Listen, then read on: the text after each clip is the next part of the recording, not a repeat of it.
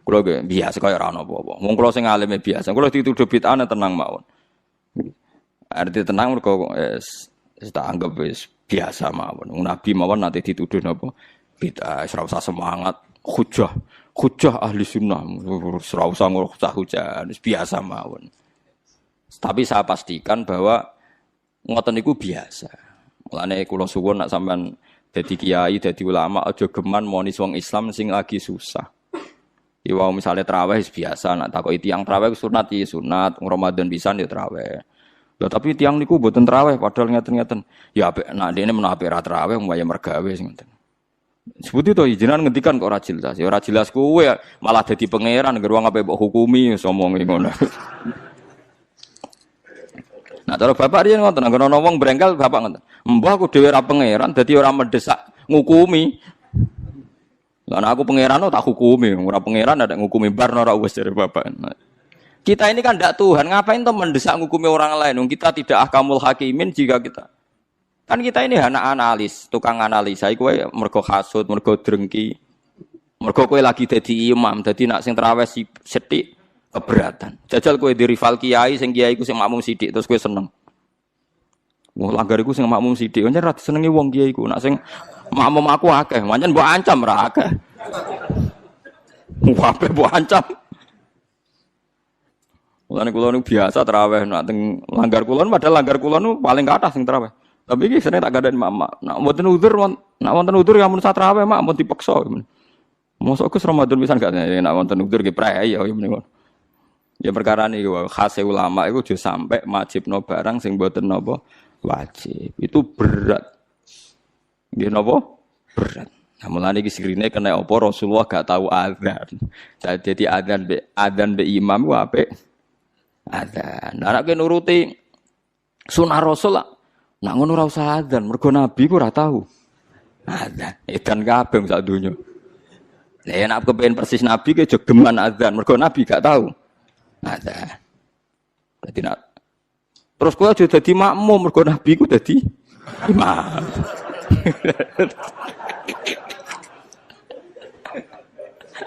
Terus piye donyane iku dadine iku. Mergo alasane sunah nabi. Nek kula suwun biasa mawon nggih, sementing aja maksiat. Mun nganti kula sing dilarang Islam niku maksiat. Mane kula gadah guru nek ana santri tirakat poso mboten seneng. Sing penting aja maksiat.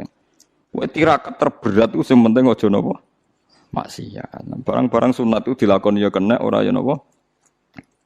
Mulane jare Imam Nawawi, hadis paling jelas ning liyane kewajiban hadisul Arabi. Iku wong Arabi wan wong goblok, baru kayak goblok nak takok vulgar. Ya Rasulullah, saya ini mau tanya kamu jangan tersinggung. Jadi dia datang dari Bedui ditakok, "Ayyukum Muhammad?" Sapa di antara kalian Muhammad? Terus dari sahabat-sahabat sing paling ganteng. Dan dia takok, "Ya Muhammad sik jangkar den. Saya ketemu sama utusan kamu. Terus utusan kamu bilang katanya kamu itu Rasulullah. Benar ya kamu Rasulullah?" "Iya, saya Rasulullah." Enggak kurang ajar tuh ya betul. Terus kata utusan kamu, katanya dalam aturan agama kamu itu saya harus sholat 5 kali ya satu hari. Iya. Pas 5 kali ya. Dia sumpah, "Wallah la azidu ala dzalik wa la angkus." Demi Tuhan saya tidak akan nambahi dan tidak akan ngurangi. Tiap Nabi nyebut. Dan puasa Ramadan, iya. Enggak ada yang lain, enggak. Yang wajib hanya Ramadan. Demi Tuhan saya tidak akan ngurangi dan tidak akan nambahi. Kok wae pokoke dinyang pas. Pokoke kabeh dinyang pas.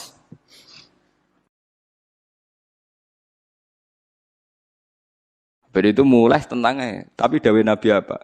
Aflaha. Jadi orang itu bejo, wong iku dakhalal jannah. Padahal janji la azidu ala dzalik wala angkus. Tiap diwarai Nabi, demi Tuhan saya ndak akan nambah, ndak akan ngurang. Nanti sampean aja niru kula magrib ya pas, isya ya pas. Kula sering damuk bojo kula, "Gus, ulama mbok qobliyah abadiyah." Aku iku dhek eling hadis Arabi. Tapi sama aja niru kula ya. Tenan kula amun tiru mboten sae. Tapi kula ya ora perlu niru jenengan. Dadi itu kan itu bahaya kalau saling niru itu. Bahaya. Kalau saling niru artinya akan KW kan. Kalau KW 1, KW 2 kan masalah. Jadi enggak usah saling nopo niru. Tenggene Torekoh Mulamatiyah itu dulu ada Torekoh era Imam Sa'roni sebelumnya. Makanya di Manaqib ada ya Mulamatiyah. Itu ada Torekoh orang-orang soleh yang nggak pernah sholat qobliyah. Gara-gara dia itu hidup di satu komunitas sama masyarakatnya itu bekerja. Dia hanya sholat fardu saja. Tapi udah jadi wali. Gara-gara mensyariatkan tolabul halal itu fardun ala kulli muslimin. Sementing wong do kerja golek rezeki sing nopo halal. Sakniki walian, wong korupsi bangun masjid, bisnisnya gelap apa ya senengane umroh. Dadi tolabul halal rapati diperhatekno, tapi sunnate artis rezekine komblodor yang kok hasilnya tinggo umroh. Macam-macam. Sunat-sunate ya digebut. Iku wis mbok sawalam muga di sepuro pengira. Mergo cari ruhen nak ayu pantese kok ora disiksa Gus perkara. Kula cek eling kula di kanca santri ini, santri jan santri kula. Oleh kadang iki wong ya bener. Dene delok film-film Amerika lho, film-film kados. Dene senengane delok film barat, kados Titanic, Sandra Bullock, senengane delok film. Pas iku perang Irak. Dene ngakoni mbek ngaji kula, santri kula. Gus kula badhe jujur mbek jenengan, tapi ampun seneni. Tiyang Madura. Dadi nate melok ngaji kula teng mriki, ngaji mahal riyen. Apa, Jeng? Kula nak ndelok Jos Bus, Gus. Iku kowe tok kafir harbi ne, Gus. Tapi nak ndelok wong kafir ayu bintang-bintang film kok koyo ora harbi, Gus. Lek ora kajar. Ternyata, Gus, ngukumi harbi yo butuh elek barang, Gus. Ya kita ini kan punya nafsu. Punya apa? Nafsu. Ya mulane nak kowe ana pembantu, kok mecahno piring. Iku mbok amuk mesti ra krana pecah piringe. Mergo wis mecahno piring mbek elek. Paham ki? Kowe iso ngamuk wong ayu. Mecahno piring lah. Lah saiki lho Mustofa wis iso bayar lho guyu kok. Artinya ngene, ketika kowe dedale, kenapa mus membantu mbok amuk? Lah yang nyekel piring hati-hati Gus ana tamu mecahno piring. Mesti mbek elek. Mergo umpama sing mecahno wong ayu, sing kowe berharap cintanya, kowe iso ngamuk. Berarti salah mecahno piring ta eleke? Eleke cuma ke bebas sok suci, salah ya krana mecah napa? Piring. Ya gak usah munafik akoni. Niku nak jenenge manusa. Tekan nyebut alasan wae kadang bodoh. Saiki ana wong katokan cekak numpak GL, cahe wayu numpak cekak, numpak GL. Terus kowe anake sapa? Wong kok luput suwuk. Mergo ora dulur. Ora keluarga. Jajal iki misale anak. Gusti jaran sepurane sing jembar. Padha salah, tapi hukume itu. Kowe nek ora bocah nom ning perapatan gak wong liwat kan muangkel. Bocah ning perapatan gak wong liwat. Suatu saat kiai iku dikabari niku wonten putune jenengan. Muga-muga di sepuro pangeran. Piye wong padha ning perapatane bareng krungu putune. Lah itu sing dialami Nabi Ibrahim alaihis salam. Jadi Nabi Ibrahim kalau cerita nih cerita ben nggih pelajaran nggih jenengan bahwa kita meskipun nahi mungkar itu mesti ana nafsune. Nggih nahi mungkar wae ana napa? Nafsune. Nabi Ibrahim ini cara kitab hikam nggih. Ning gone bab tiyang sing mukasafah kok gak di rahmat al-ilahiyah itu dianggap maring rusak Islam. Nabi Ibrahim diangkat pangeran ning alam malakut. Bareng diangkat pangeran ning alam malakut dipertontonkan sama orang-orang yang tukang maksiat. Terus Allah tanya Ibrahim, menurut kamu mereka yang tukang maksiat diapakan? Bunuh saja ya Allah, karena mereka makan dari rezeki engkau tapi maksiat engkau. Mbak pangeran dituruti dipateni. Sampai 3 kali kejadian, ya maksiat itu mulai zina macam-macam lah, pokoknya yang enggak bener-bener. Mbak pangeran dituruti. Suatu saat walhasil Nabi Ibrahim itu nyembelih anaknya Ismail. Anakmu sembelih Ismail. Protes habis. Huwa samratu fuadi itu buah hati saya Gusti. Kok kon jenengan kon nyembelih iku piye? Kowe keberatan Nggih keberatan Gusti niki anak kula. Jawabe pangeran, kowe gak eling zaman tak angkat ning alam malakut. Nek ana wong maksiat ngene-ngene mbok kon mateni tak turuti. Bareng aku ngongkon kowe kok mbok pikir. Kowe pas ngongkon aku ora tak pikir, ora usah ngongkon kowe kok mbok pikir. Terus Ibrahim jawab, "Lah niku anak kula Gusti." Wong-wong iku ya kawulaku. Masa aku gak gelo ke usul mutan mateni. Lah saiki ketok. Benere cerita hikam iku ketok. Pokoknya yang berwong mukmin mesti bejo. Fakul salamun alaikum. Mergo tabarok hukum ala nafsihi rahmah. Kata bos mesti ana qadha mesti ana sapa hukum pengenan sira kabeh. Allah memastikan pada dirinya sendiri atau Allah mewajibkan pada dirinya sendiri ar-rahmata ing mujudna rahmat. Soale yakin nek soal anggar ngaji, anggar saleh mesti kata barok hukum ala nafsih. Anggar kok mamang mlebu neraka iku berarti setan. Mantep ae ra bakal mlebu neraka. Tapi langsung mlebu. Gak usah mamang saiki langsung mlebu. Ora usah mamang.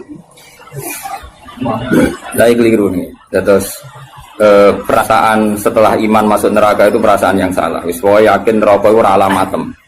Napa? Ora alamat. Ya karena tadi satu gak pegang kuncinya, napa? Terus kita tidak tahu posisinya di mana, neraka itu kita tidak tahu. Nah, swarga kan nggo kuncine. Mestine ya sak data napa? Posisine napa? Cara saniki Sherlock napa? Napa cara saniki apa? GPS. Mosok ana kuncine ora ana alamate kan gak mungkin. Neraka kita tidak tahu alamat. Mbon agar roh aku ora roh. Alamatin rokok jelas medit wis tak jelas. Karena medit deket-deket situ, napa? Ya kan bakhil qaribun minan nar kan at-taqiyyu qaribun minallah qaribun minal jannah wal bakhilu ba'idun minallah qaribun. Jadi kalau sampean kepen takok alamatin neraka ya medit yo deket-deket situ. Jadi alamatin neraka napa? Medit. Agar medit ya sudah deket. Saya di kawasan situ, no. Jadi gampang kan kita takok alamatin neraka itu. Nah alamatnya wali ya qaribun minallah ya deket-deket situ. Jadi mau ngaji, syukur-syukur tiap ngaji ke apa layat yang tak apal, tak wajo, kondang tenang. Apa lo to'ati, ojo gue simaan to'ati. Ngumpul lomba. Dawe pangeran, eleng-eleng ya. Terus hampir semua ulama itu sepakat ya. Jadi dawe pangeran itu nanti ngikat itu statusnya dulu. Apa? Statusnya dulu. Nanti kalau status itu jelas, nanti ketentuan hukum ya hanya di status itu. Seolah lagi hanya di status itu. Misalnya gini, wa angzir bihil ladina yakhafuna. Peringatkan dengan Quran orang-orang yang punya rasa takut. Rasa takut akan nanti ketemu Tuhan. Yaitu tengororo mahsyar, ayyuhsaru ila rabbih. Nah, sekarang pertanyaan saya, yang merasa takut akan terjadinya mahsyar, terjadi ketemu Allah itu orang mukmin apa orang kafir? Enggak jauh itu. Orang mukmin. Ya, sepakat ya, karena yang punya perasaan yakhafun itu hanya orang mukmin. Sebab itu Imam Suyuti ngendikan wal muradu bihim al mukminun al asun apa? Wal muradu bihim al mukminun al asun. Jelas ya niki masih jalalan nih. Bangkune kira paham ya. Mulane sedurunge ngaji ku sinau kok nyocokno ilmu, paham. Jadi anggere aku kok cocok terus wis alim kok Gus Ba kan oleh enak. Terus minggu berikutnya ora usah ngaji kan wis padha napa? Lah ya jadi sedurunge ngaji kok sinau. Kok ternyata keteranganku kok padha ya wis langsung mulai ngono padha. Ya, dan narasi nau terus pinter neng kere malah ngeklaim laju nih, malah repot meneh. Tapi kalau seneng sing ngeklaim, gampang syukur, nama? Kalau baleni malah ini, saya banyak baca tentang ulumul Quran banyak baca sekali. Status itu penting sekali. Ya saya ulang lagi ya, peringatkan dengan Quran orang yang takut akan terjadinya mahsyar, yaitu posisi manusia yuhsyaru ila rabbihim, digiring menuju Tuhan. Kalau dikasih an ya yuhsyaru ila rabbihim. Orang-orang itu peringatkan bahwa nanti di mahsyar itu faktanya domir sa'an itu domir faktual. Nah faktanya adalah laisa lahum min dunihi wali wala syafi'. Nanti di akhirat itu, di mahsyar itu tidak ada lagi yang bisa menolong tanpa melibatkan Allah. Karena tentu Allah itu aktor utama al-fa'ilul mukhtar. Semua tentu terserah Allah. Nah pertanyaannya begini. Lalu maknanya apa? Tentu orang-orang kubu sebelah. Terus anti syafaat. Ya kubu sebelah mana? Itu barang kubu sebelah. Makanya itu problem ya. Makanya gue debat sampai kubu sebelah tadi. Sopoai sebelah. Itu repotnya di situ. Mazhab ahli sunnah yang mainstream kadang tidak didukung dhahirul ayat, tapi mazhab kita didukung tahqiqul ayat. Memang makna detail itu beda dengan makna yang dhahir. Ya misalnya gini, saya ulang lagi ya, jadi status itu tentukan dulu ya. Yang khaufun artinya mukmin apa musyrik? Mukmin karena punya rasa apa? Takut. Artinya dia iman terjadinya kaas, terjadinya kebangkitan. Jadi mereka juga punya grogi ketemu Allah. Nah lumayan kan punya rasa grogi itu lumayan berarti mukmin. Tapi yang boleh grogi itu hanya al-mukminuna al-asun dari maksud. Yang punya grogi itu hanya orang mukmin yang maksiat. Kenapa demikian? Karena kita tahu ala inna awliya Allahi la khaufun alaihim wa lahum yahzanun. Kalau kita wali kan tidak ada rasa takut. Sanane kangen pangeran. Makanya wali-wali itu sampai mati seneng. Kangen pangeran kok mati beneran nang ketemu sing disenengi kan. Nah, kowe wedi gak mergo ngerti alamatmu. Sing arep sing wedi mergo sadar alamatnya kemana, napa? Ngerti alamatmu. Nah, kalau wali itu kan pikirannya tadi la khaufun alaihim wa lahum yahzanun. Definisinya wali itu alladzina amanu wa kanu yattaqun filahumul busyra fil hayatid dunya fil akhirah. Mereka punya kegembiraan baik zaman hidup maupun setelah akhirat. Malah ana wali kok pahpoh. Dunya wis rusak sumpek kabeh rapati wali. Memang dunya ngene iki sing gawe buyutem. Dunya koyo ngene iki sing gawe pangeran. Pemilu kacau sing gawe yo pangeran. Kowe melarat sing gawe pangeran, kabeh pangeran sing happy wae digawe kekasihmu. Wong nak seneng cawe wedok ayu, wis merengkot yo ayu, guyu yo ayu. Apa meneh iku pangeran. Pangeran iku gawe donya kacau ya tetep apik, gawe donya apik ya tetep apik. Wong pangeran ra ono salah. Sing duwe ape apa ngono. Masa mesti gawe donya kacau sapa? Makanya perdebatannya Mu'tazilah sama Ahlussunnah kan gitu. Mu'tazilah itu berkeinginan Allah itu hanya bisa melakukan suatu kebaikan. Karena keburukan biar diciptakan iblis. Terjadi Ahlussunnah. Nah ngono pangeran kalah lah kayak ini. Kok jangan melehin. Nah, walane cara Ahlussunnah wa khairihi wa syarrihi. Makanya saya dukung kebodohan karena supaya iman mbek qada. Anggapnya latihan iman mbek khairihi wa syarrihi. Enggak apa-apa kalau demi iman mbek qada sudah keburu. Ya sudah seperti itu. Saya ulang lagi. Nah, orang yang punya rasa takut ketemu Allah itu tentu orang mukmin. Kenapa takut? Ya karena maksiatnya banyak. Nah sudah, berarti makanya Imam Suyuti memutuskan wal muradu bihim al mukminun al-asun. Maksudnya tawarai dari ahli tafsir, tawarai bendong. Kenapa beliau berani ngendikan wal muradu bihim al mukminun al-asun? Nah, itu ya satu kebenaran. Nah orang-orang seperti itu tuh kandani lesalahum min dunihi wali wala syafi, bahwa mereka itu tidak akan lagi dapat syafaat kecuali dapat izin Allah. Nah tentu kubu sebelah akan mengartikan makanya tidak ada wasilah, tidak ada syafaat bimuqtadha hadil ayat dengan konsekuensi makna ayat ini. Ya teori itu mungkin benar, tapi juga mungkin salah. Mungkin salahnya adalah kalaupun nanti Rasulullah Muhammad mensyafaati atau para wali atau para ulama mensyafaati, memangnya bukan kehendak Allah, kan ya tetap kehendak. Cuma kan para wali itu panitia saja. Misalnya aku nyafaati Toha Gusti niki santri kula, masih melepuk ning podium di santri. Nah, terus dibuktekno, malaikat kan nyekseni nggih kadang-kadang nggih ngaos. Tapi ngedole kata ngedole. Goleke kalian ngedole kata ngedole. Terus abilon nah niku jenenge cah pinter Gusti. Wong golek badhe iku cah pinter. Akhire yo wis ra apa-apa, langsung. Nah, misalnya saya nyafaati seperti itu kan memangnya kehendak siapa? Ya kehendak. Maka kata Imam Ghazali, masalahnya apa? Itu gak ada hubungannya dengan syafaat dan tidak syafaat. Kalaupun nanti dari awal kan memang gitu, mangzalladzi yashfa'u indahu illa bi'idznih. Di dunia otoritas yang milik Allah, nanti di akhirat juga milik Allah. Jadi ini penegasan tauhid yang normal saja, tidak ada konsekuensi makna, tidak ada syafaat. Saya ulang lagi ya. Jadi ini kan ilmu tauhid yang normal saja. Di dunia kita bisa gini ya karena kehendak Allah, di akhirat juga sama karena Allah selalu al-fa'ilul mukhtar. Allah tidak dibatasi dunia maupun dibatasi akhirat. Maka kata Imam Ghazali, beliau berkali-kali ngendikan fa inna rabbad dunya wal akhirati wahid. Pangeran dunya mek akhirat ku sitok. Kowe ra iso pangeran bukai konstitusi. Misalnya pangeran apa nyafaati itu, Gusti ingat loh ini akhirat.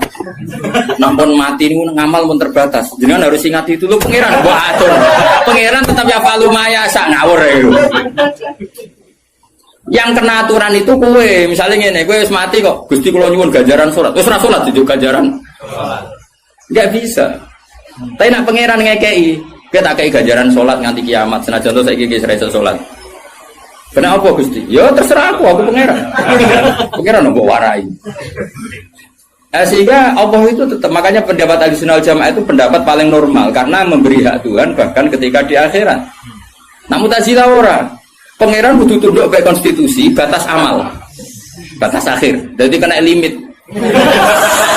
Jadi kaya kentean pulsa. Jadi kalau pangeran nyafaati wong nganggur-nganggur ini iki. Gusti ingat loh. Ini sudah akhirat. Batas akhir amal. Kan sudah mati. Pangeran ra iso mbok atur niku ra iso. Sebagaimana dia Rahman zaman ning dunya ya Rahman ning akhirat. Sebagaimana dia kudroh di dunia juga kudroh di akhirat. Karena Tuhan tidak pernah dibatasi akhirat. Itu yang diyakini Ahlussunnah wal Jamaah. Makanya ya ayatnya umum saja. Wa kam mim malakin fis samawati la tuhni syafa'atihim shay'an illa mim ba'di ayyadana Allahu liman yasha'u wa yarda. Itu jelas. Kalau kamu menafikan syafaat berarti menafikan ayat itu jelas. Tidak ada syafaat lagi di akhirat kecuali bagi orang sing Allah kehendaki. Man itu manusia apa Allah? Orang kan? Berarti nanti selalu ada orang yang dikecualikan, yaitu orang sing yasa Allah punya otoritas memberi syafaat. Kalau istisna itu tidak ada gunanya, lalu kita percaya apa? Coba kalau orang bilang gini, Ja'al qaumu illa Zaidan, itu Zaid datang kan?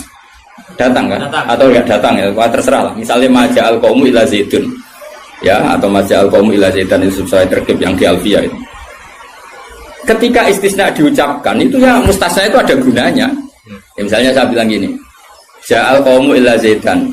Masyarakat sama datang kecuali Zaid. Ada gunanya enggak kata illa Zaidan? Ada. Yaitu memaklumatkan kalau Zaid tidak datang. Tidak ada syafaat kecuali miliknya Zaid. Berarti Zaid bisa nyafaat.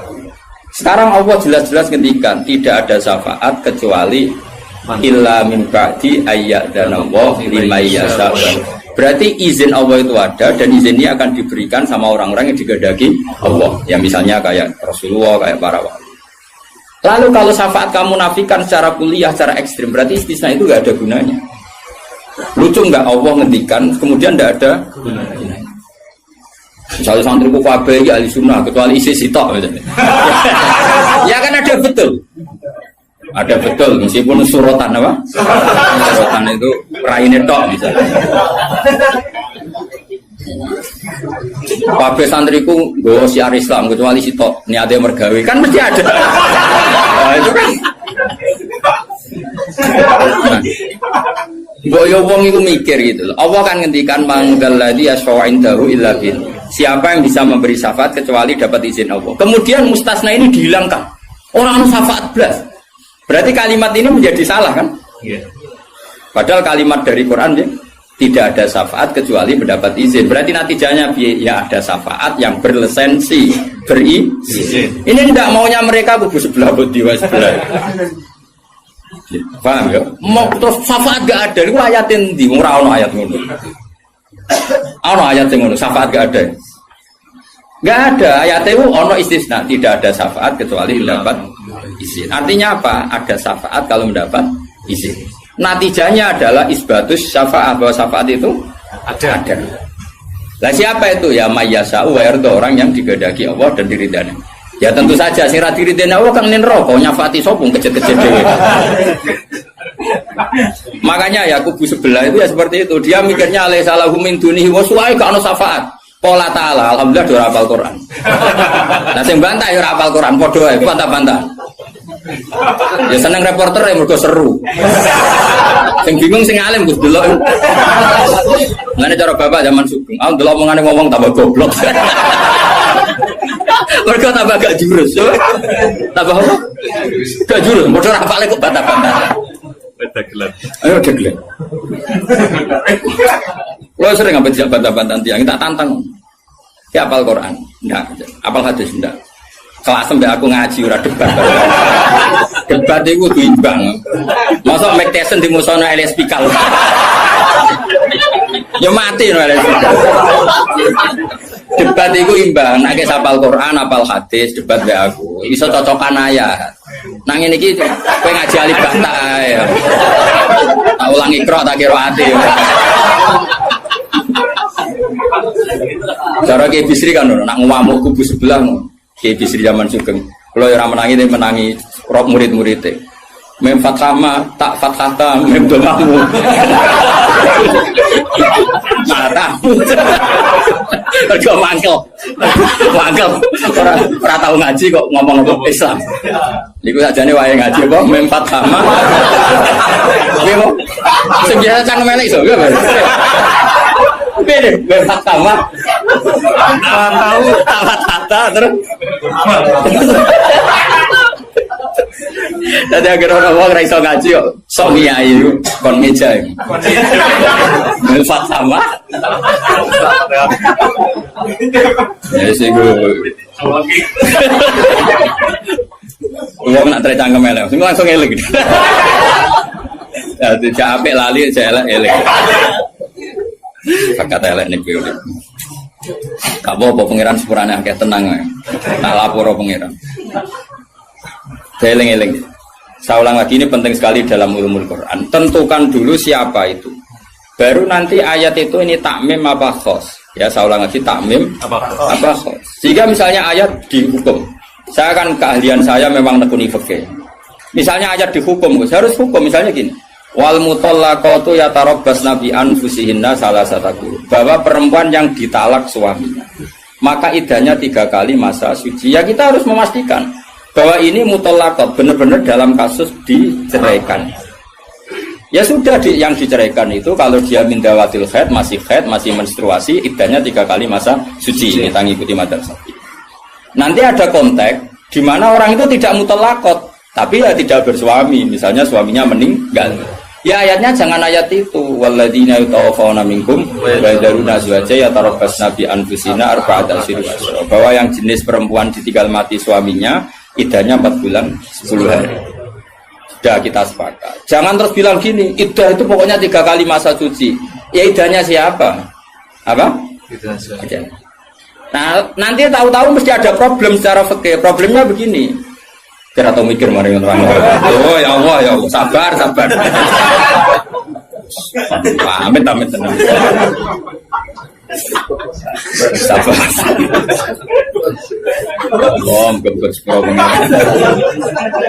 Problemnya kan gini, mestinya gue ujung juga tok dari ngaji tuh. Jadi sunnah Rasul orang yang juga tok ngalim ya sunnah Rasul.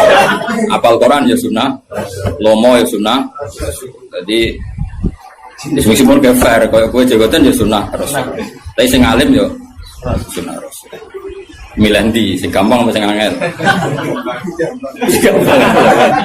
Cangkemmu aku rasa ngomong. Nah, rungono ya. Problemnya begini. Lalu apa semua wong itu haid? Apa semua perempuan itu haid? Lalu kalau mutallaqat sudah tidak haid gimana? Padahal konteks ini makanya mirip kayak tadi syafaat. Ya yang diidahkan dengan haid ya yang haid. Kalau yang enggak haid ya kita cari ayat yang lain. Dan alhamdulillah kita hafal Quran sehingga tetap tahu yang enggak haid itu maksudnya ayat wallahi ya isna minal makhidi min nisaikum inirtabtum fa'iddatuhunna salasatu asyuri wallahi lam yakhidha. Jadi kalau perempuan tidak haid karena menopause itu iddahnya 3 bulan atau yang belum haid. Paham jelas ya? Jadi ayat itu pastikan subjeknya siapa tentang siapa, jangan langsung diartikan enggak ada syafaat. Dalile surat An'am nomor piro? Biasanya apa ayatnya refa ayatnya nomor itu. Lihat ayat nomor sekian. Nah ya iku bunine piye aku. Rata-rata iso ta ora? Ora iso. Lah aku bela kowe ora iso pisan. Muatan wong. Ahli sunah zaman akhir ruwet dibela jebule padha ra isane. Amit tenan. Makanya kan kelihatan kalau syafaat itu ada kan tadi saya ulang lagi ya. Tidak ada syafaat kecuali kepada orang yang mendapat izin. Berarti harus ada aktornya. Orang yang mendapat izin itu harus ada. Dan itu Rasulullah Shallallahu Alaihi Wasallam dan para sahabat, para wali, para ulama. Sama. Kalau perempuan itu iddah 3 kali masa haid atau masa suci berarti ada yang haid. Ya sudah kalau yang haid iddahnya seperti itu. Lalu yang enggak haid ya kita carikan karena pasti ada orang yang perempuan itu sudah ada. Nah itu ayatnya wallahi ya isna minal makhidi min nisaikum in irtabtum fa'iddatuna salasatu asyhur wallahi lam yakhidha. Paham ya? Jelas gitu? Artinya kita jelas. Ojo kok pepe hafal ayat itu terus pokoknya namanya iddah 3 kali masa suci. Terus ayat arba'ata asyhur wa asra lebokno ning. Terus ada masalah lagi, perempuan yang hamil itu tidak haid lagi. Nah itu masuknya ke ayat wa ulatul ahmali ajaluhunna ayyadna hamlahun kalau hamil. Jadi ada sekian ayat tentang syafaat ada sekian ayat. Nah kebetulan kubu sebelah dan juga Anda podo-podo rapal lagi repotnya. Mulane bela ahli sunnah ini ya rugi zaman akhir. Sedih bilang berarti. Ngapa lo sekaru-karuan. Loba menangan mata mengontrol waduh. Lah sing ora paham ya Eropa ya kalah. Malah kalah video Gus ora lomba. Yo kalah kono lumayan untuk umroh. Aku mulane kudu mlebu swarga rugi yakin akan mlebu swarga. Wis lomba ra menang ya ora apa.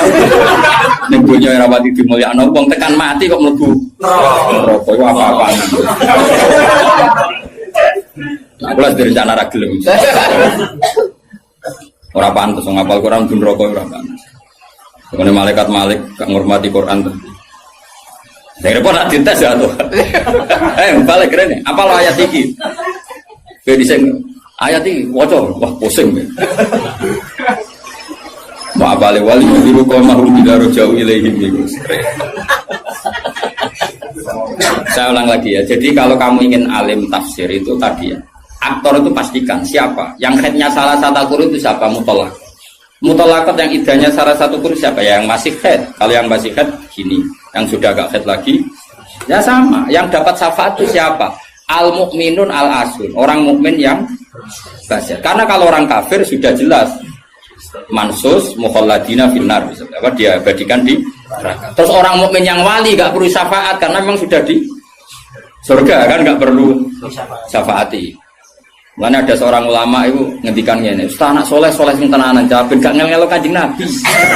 Ini loh Kanjeng Nabi akhirnya ramu bumbu swarga perkara ini nyafaati ra jelas-jelas. Jadi kita itu gak ingin syafaat bukan karena sombong, sungkan ngel-ngelo Kanjeng Nabi. Nah, misalnya mudik sempuh wojok, coba dibuat nih pangeran nang bumi NTT. Nah misalnya Kanjeng Nabi cek nyafaati ning kawasan Medina. Angger pun swarga tesih Kanjeng Nabi. Terus nyafaati wong Yordan, wong Malaysia, di Jakarta tesih. Wonten setunggal. NTT. Amine mudik. Wah. Akhirnya moro-moro. Tapi nek Gus Warga kan wis gak ngel-ngelo. Jadi ana ulama itu sing aku ben saleh tenanan ben langsung swarga. Ora kok perkara ora buta syafaate Nabi ben ra ngel-ngelo. Kulo rada setuju, menarik cara kula niku. Mulai sebenarnya gugus, karena ada di wali yang suka dirapi, mau pasaran pulau mah. Akhirnya mudik bogolai terus kayak sentimen baru.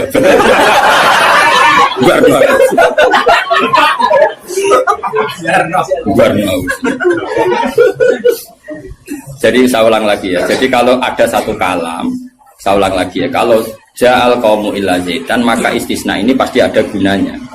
Ya memang beberapa masyarakat datang kecuali syafaat itu tidak ada kecuali dapat izin. Berarti izin syafaat itu ada gitu kan. Paham ya? Izin syafaat itu ada. Ojo kok terus muni ora ono syafaat itu kesimpulan konti, ngono. Paham? Dong toh? Berarti aswaja? Ya aswaja. Enggak usah training kan? Enggak usah training. Ojo kok training balione gede jebule trainingnya ra mutu. Balione jadi kursus aswaja. Boleh ngomongin strategi politik. Kita nggak boleh kalah sama sebelah. Ini kursus aswaja, kursus politik. Agak semuanya. Ya mereka kabeh orang kok. Ya saya ulang lagi ya, itu harus begitu ya. Jadi ayat itu harus seperti itu. Jadi mutolakot itu ada yang mindawatil khaid, ada yang tidak. Kalau mindawatil khaid idahnya salah satu huruf. Lalu ada orang yang jenisnya ulatul ahmal yang sedang hamil, itu idahnya ayyadhana hamlahu dengan melahirkan. Ada yang sudah ada haid kayak monopos ya idahnya 3 bulan. Itu ada sekian kemungkinan ya sudah statusnya dikembalikan ke statusnya, jangan ditambahin. Pokoknya yang namanya iddah 3 kali masa suci. Itu untuk ilmu konti. Kok mau jujur pokoknya. Mati nak goblok kok jadi aja. Biasa wae digo dhewe ning omah. Paham? Goblok kok diajak-ajak. Bahaya. Makanya Imam Suyuti berani ngetikan wal muradu bihim al mukminun al asur. Kenapa dikatakan mukmin? Karena masih ya khofun, khawatir ketemu Allah dalam keadaan maksiat. Nah, khawatir ketemu Allah itu enggak siap itu artinya dia percaya adanya pertemuan. Berarti dia mukmin dengan kebangkitan. Beda dengan misalnya orang ateis, ngalami ya khofun apa enggak? Enggak kan? Karena mereka yakin enggak ada ba'ats. Itu cara berpikir Imam Suyuti, wal muradu bihim al mu'minun al asu. Jelas ya. Jadi contoh masa alif maju. Mohon wis mandek. Saiki ganti ayat wala tatrudil ladzina ta'una rabbahum bil ghadati wal asy. Dia secara balaghah hujjah itu anggap saja ujung, asy juga ujung. Jadi kalau dalam bahasa mana saja itu baina umay gak dihitung Gus Afif. Makanya kayak ojo terus mendingin. Berarti sing wajib mau sholat subuh be asar bahmu. Quran membahas esok sore. Ya ora ngono cara mubalaghah ora ngono dul-dul. Maksudnya ngomong ujung ambek ujung. Jadi tarafail waktu napa? Tarafail waktu, dua ujung waktu. Makanya sholat itu tetap 5. Engko nek kowe terdalil ayat iki sholat itu penting pagi sore, berarti mau subuh mau asar, aliran sesat. Tawari balaghah ya. Jadi cara balaghah itu kan ono dzikrul ba'di wa iradatil. Itu logikanya gini. Logikanya itu ya seperti tadi. Allah ngitung ujung sama ujung. Makanya Syekh Nawawi itu tak biji wong apik tenan. Padahal beliau wong Jawa. Justru wong Jawa itu barokah. Nak ngarang itu tak Jawa itu paham. Mereka bahasa Arab Syekh Nawawi Banten itu kan rodok Jawa, Gus. Jadi orang bahasa Arab kayak wong Arab itu. Dene ra paham tafsir munir kebangetan. Maksudnya kan sajane bahasa Arab itu gampang. Tapi aku mau dadi wong Arab atau tafsir munir ya bingung mergo bahasa Arab rodok Jawa. Lho kacau bahasa Arab Indonesia kan kacau misalnya Al Jamiah, Al Islamiyah, Al Indonesia. Cara wong Arab kan bingung. Piye terkipe? Al Jamiah, Al Islamiyah. Itu mesti bingung. Bahasa Arab itu bener, tapi cara wong Arab itu bingung. Karena perasaan orang Arab orang Jawa beda. Karena pikiran orang Indonesia kan universitas itu Jamiah, Islamiyah itu yang Islam, Indonesia itu bangsa Indonesia. Ya bahasa Inggris sama bahasa Indonesia kan ya beda. Mau sebagai sifat muqaddam mana kan beda. Tradisinya beda. Tapi alhamdulillah ya sudah seperti itu gak apa. Dalam Indonesia itu paham. Orang Arab sesuai ya paham. Anut orang Indonesia. Anut orang apa? Sama saya tak bedai. Tidak, ini jawab saja. Kira ditapai uang agama mau buka jawab ya? Islam kan? Islam. Oh, bener. Terus saya cawe itu ditapai agama mau Islam kan? Karena masdar. Kenapa? Masdar itu bebas mudzakkar, bebas muannas. Tapi sekali pakai isim fa'il, ya sekali pakai isim fa'il. Anak kamu perempuan, semoga jadi anak solihah kan itu. Kalau lelaki semoga menjadi anak soleh. Ya begitu. Ada muslim, ada muslimah. Ya kan, ono hadirin, ono hadirat kan. Baik-baik lah. Makanya kadang ono mubalek gaya, assalamualaikum waalaikumsalam. Kalau latihan bahasa Arab itu barang. Kalau sebagian yang hadir kan perempuan ya. Assalamualaikum waalaikumsalam. Lah nek nuruti ngono malah kowe kesel karena tadi wong wedok ketemu wong wedok terus assalamualaikum nak sito. Nak loro alaikuma kan dia kesel. Kesel ora kira-kira. Ngene ora usah ngono. Nah ini penting ya secara bahasa. Sehingga di surat Waqiah, makanya sama turun sama Syekh Nawawi. Di surat Waqiah itu pangeran ngitung itu ya ujung ke ujung. Misalnya di surga itu surat Waqiah ya fi sidrim mahdud wa talhim mandud. Nah, wa dhilli mamdud wa ma itu gak sing terusane iku fi samulnya fi sidrim mahdud wa talhim mandud wa dhilli mamdud wa ma imaskub wa faqiyatin katsira lamaqtuati wa lam. Itu apa mencontohkan itu sidrin. Sidrin itu ya pohon yang daunnya itu kecil sekali. Jadi asidru kinayatun anil asjar sing yang kecil sekali, sing sohiron aurakuha kira-kira gitu. Yang kecil sekali apa? Daunnya. Nah di situ terus Allah menyebut daun pisang, apa? Daun pisang. Jadi di situ disebut itu hanya sidrun kira-kira orang Jawa jari ini ki Jawa maknane widoro, padahal yo ora roh. Lasing kok. Ya dikira-kira padahal widoro ora enak buah. Tapi intinya itu kinayatun misalnya anil asjar yang qalilun apa yang sohir ya, yang sohir apa aurakuha. Yang kemudian yang satu contoh pisang itu mewakili partai apa? Yang daunnya besar atau lebar. Kira usah protes. Kok ini nggak ada anggur? Kok nggak ada apel? Jadi pokoknya Allah itu cerita, ning swarga iku ana jenis buah sing mulai daunnya paling kecil sampai sing paling besar. Lah wis koyo ngono iku bil kodati walasi dong. Dong. Pinter berarti. Semaju.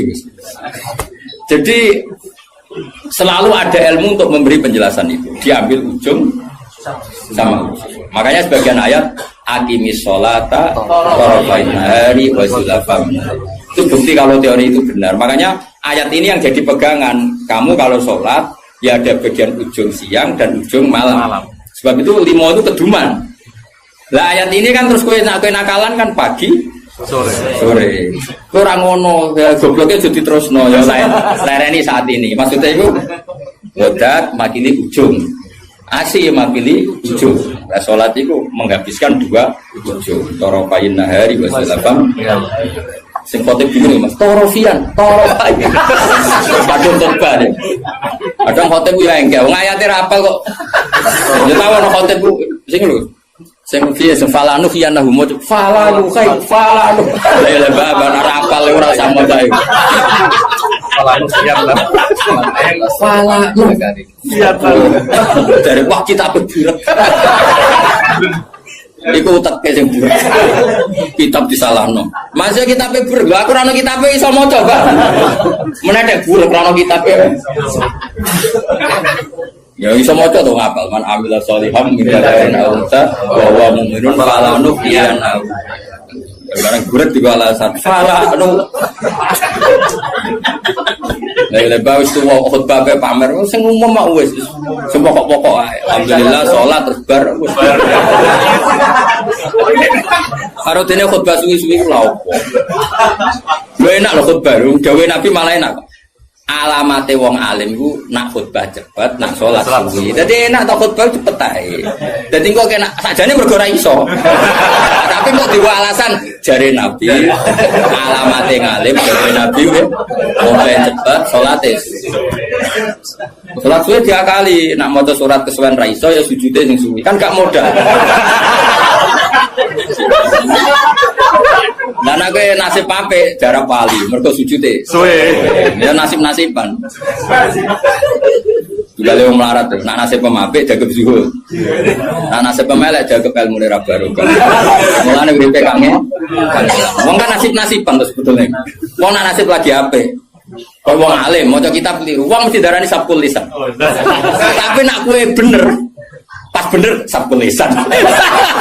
Aslinya ra iso. Tapi pas bener sejarane. Nak salah gagap tenan.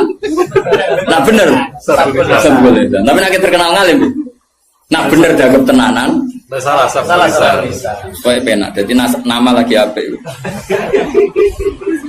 Toa kumpul rondo ayu. Nak sing seneng ya dakwah. Nak sing ra seneng was malaikat babon. Oh, nasib penting. Ya, pol nasib. Ben lagi senengi wong para pejabat darani dakwah, dagem bina, semuanya nasib nak lagi apik. Tapi nasib elek dagem golek-golek yakin. Tapi sing roh sapa wis terserah pengen ben nggo rame-rame dunya napa. Ya wis jelas ya dadi iku jenenge mimbabi dikril apa? Dikrul ba'di wa iradatil qaul kata sawu fi sidri makhdud wa talqin. Jadi talqin itu kan semacam buah pisang, buah kurma. Artinya kurma itu kan apa? Daunnya kan besar. Kalau di Indonesia mungkin contohnya apa? Pisang. Nah, sidrin itu mewakili partai apa? Ya, yang daunnya kecil. Jadi itu bukan berarti di surga hanya ada sidri makhdud sama talqin. Lah nang ngono ya enake apa nih surga? Paham ya? Jadi itu diambil taraf apa ujung sama ujung. Ya kan ngaji jalan Gus Pak mulai wong ikok kiroati sampai sing juara MTQ. Mulai sing ra iso pidato sampai sing profesi ini. Terus dhewe ya. Mulai sing ra iso pidato sampai sing profesi ini. Ono kabeh. Sing rajin mboten sampai sing ono kabeh. Ya itu jenenge apa ngambil apa? Ora apa terus ngaji mau wong loro ngono maksudnya. Paham ya? Jadi kok Lah iya, ora kok terus ngaji wong til juga. Dong ya. Udah pinter. Ganjaran ku akeh tenan. Mintro gak menagi. Just tenan. Pokoknya yakin nek pengiran anak indah doni abdi. Pokoknya yakin. Ya jangan menolak orang yang berdoa waktu pagi dan waktu sore. Anggap baik torof, napa? Torof. Jadi ya sudah seperti itu. Kayak fala takul lahuma ufin. Kalau menyakiti paling ringan ufin saja gak boleh, apalagi yang lebih. Ya kalau ujung dan ujung saja harus, apalagi di tengah-tengahnya. Ya, makanya seperti itu. Cara berpikir seperti itu. Nah makanya ini kalau suwon sebagian sing ngaji kula kudu anut ayat iki, tapi sebagian yang lain mungkin ada ayat yang lain yang mungkin jadi manhaj. Dan itu yang menjadi ketakutannya Mbah Mun, bapak saya semua. Semua orang alim pasti punya ketakutan seperti ini. Ini ngono tenan, awas ya nak nyulayani iki neraka tenan. Kita kan dihadapkan dua pilihan yang membingungkan. Nah ono santri atau umat atau siapa saja yang nakal. Dia ingin ngaji misalnya. Wong tuane cerita nak iki nakal. Kita kan dihadapkan dua pilihan. Satu menerima. Nah, cara bapak dia jenenge kiai bengkel. Jenenge kiai ya marasi. Kiai marasi. Wis marasi narasi nak nangani cah nakal ya rasa dadi kiai. Terus ada kiai yang protektif. Kayak balik Tuhan. Karena dia nama nama jadi golek iku nama. Wah, iya elek-elek aku. Padahal sebenarnya apike pas-pasan, tapi kan pikirannya kan apa? Ya justru apik pas-pasannya itu sekali elek tuntas.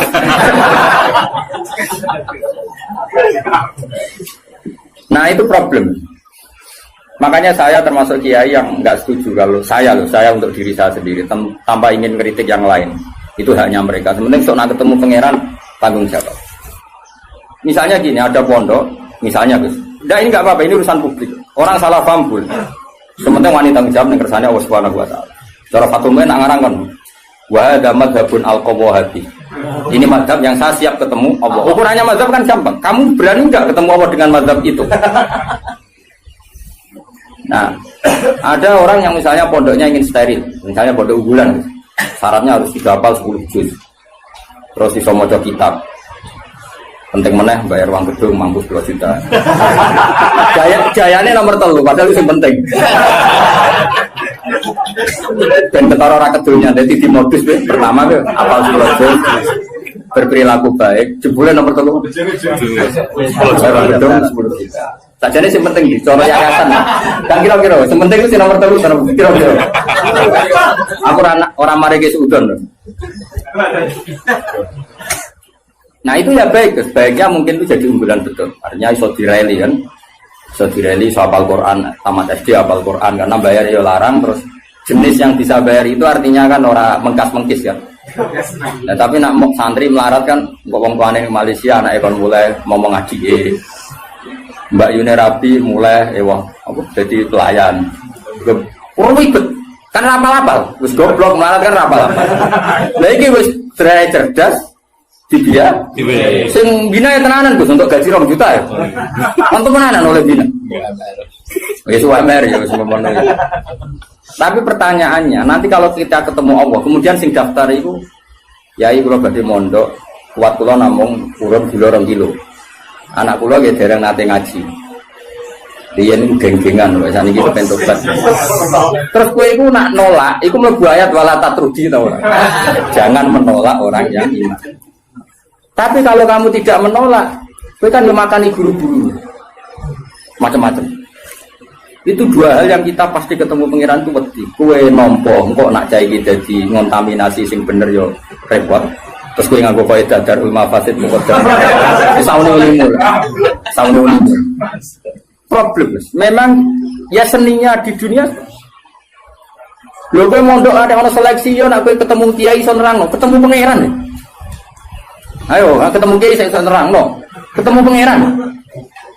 Tolak. Iku ya umatku, iku ya gaweanku udah mbok tolak. Alasanmu. Terus kowe piye jantung? Kabeh muni ngene, Gusti, kula gawe santri unggulan. Pangeran jebok sedaya unggulan. Tapi mbok tampa kabeh, kowe ora sadar kapasitas yo kliru, wong utekmu pas-pasan. Kemampuane pondokmu pas-pasan mau wong 50 kok nampa wong 200. Kan ya overload terus. Akhirnya ora ke rumah. Repot Mas.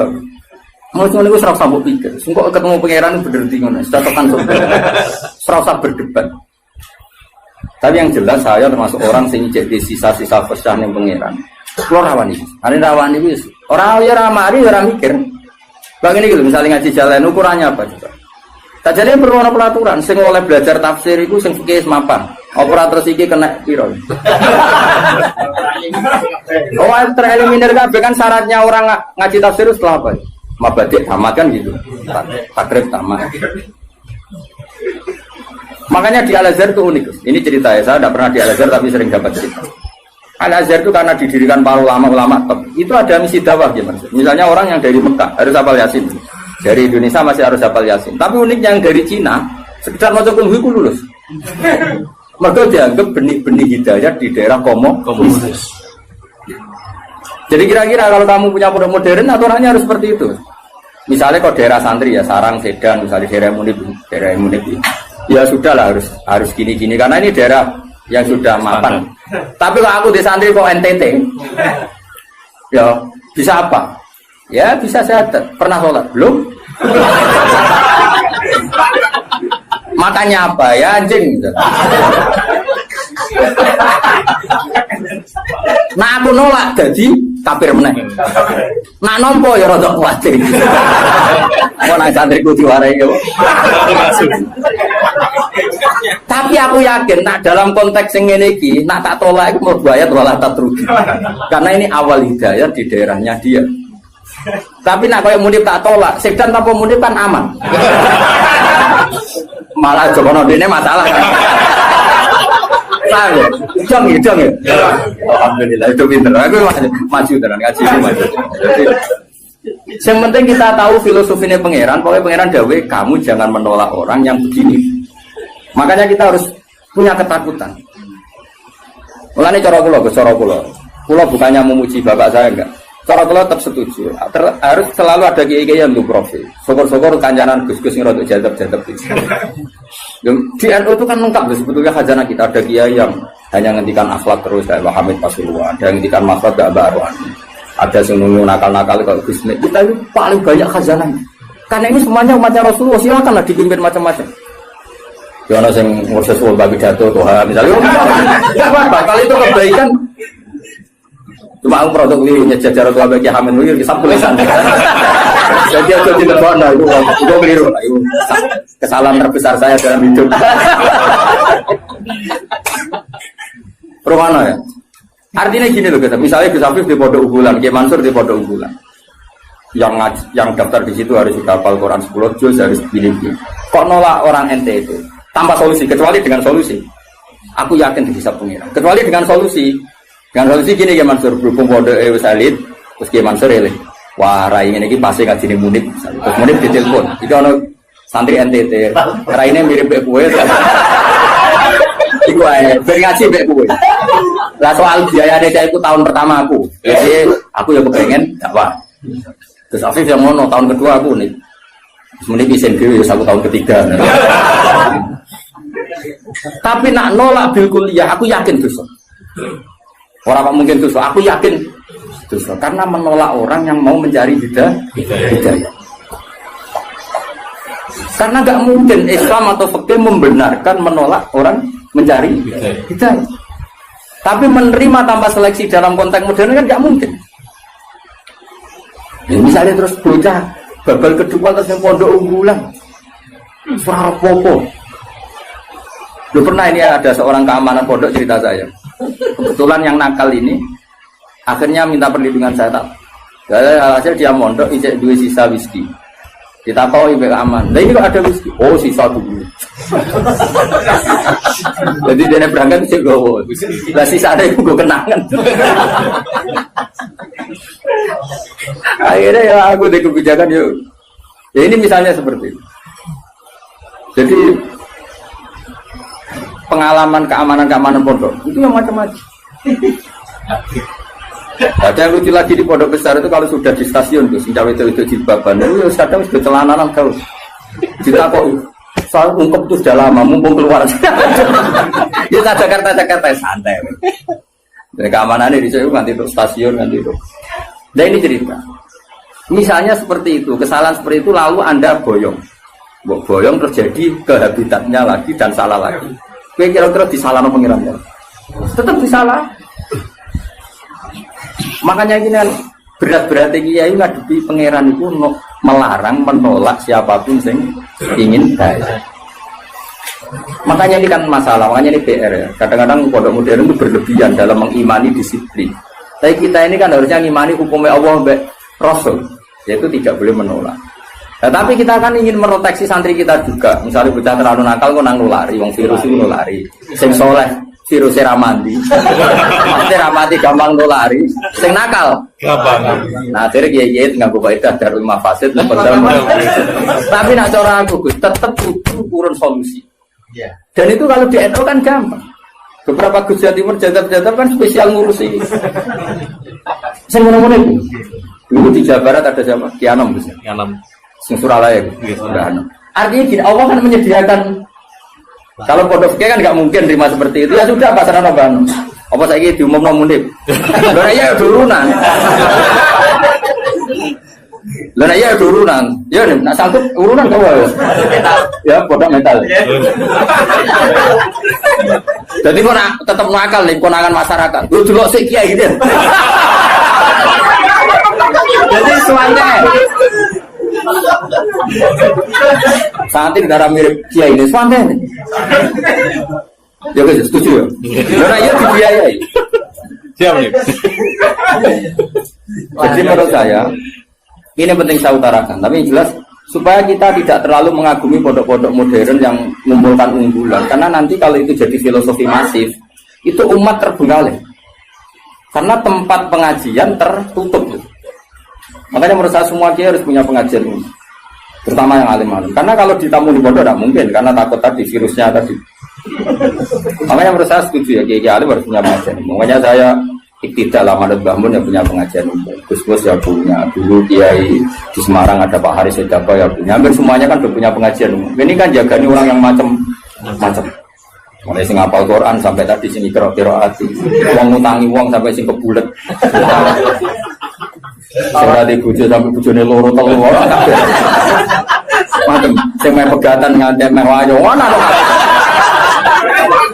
Ya iku mau cara file ini. Akim sholat apa? Cara file hari wasilafam. Paham ya? Terus ini penting sekali. Yang penting jangan menolak. Kalimatnya apa? Jangan menolak. Kalau dibajuri lebih ekstrim lagi. Di Bajuri itu contohnya gini, contoh murtad ya. Ada seorang kiai atau tokoh siapa saja itu menjadi kafir, gak terima tanggung-tanggung. Karena orang percaya dulu nih bab mandi wajib, kenapa? Mandi wajib. Bajuri ya aneh, bab murtad kok dilebok bab mandi wajib. Ulama ya aneh. Lah kula ya roh, yen kula wong alim mesti aku bolak-balik. Kira usah mamang tenan to ora. Tak percaya dulu. Kandhanane kok angel. Ngarane bab wajib mandi. Jadi gini kan, termasuk mayu jibul gusla kan al kafir ida aslam. Napa al kafir ida aslam. Itu dawuh takrib, ya takrib Fathul Qorib. Ya ayo, ngerti to takrib? Sampeyan jatuh. Menak niat siar ya ora kok. Nggak berkali. Kajarannya loro Gus malah. Siar apa? Berkali kan ibadah.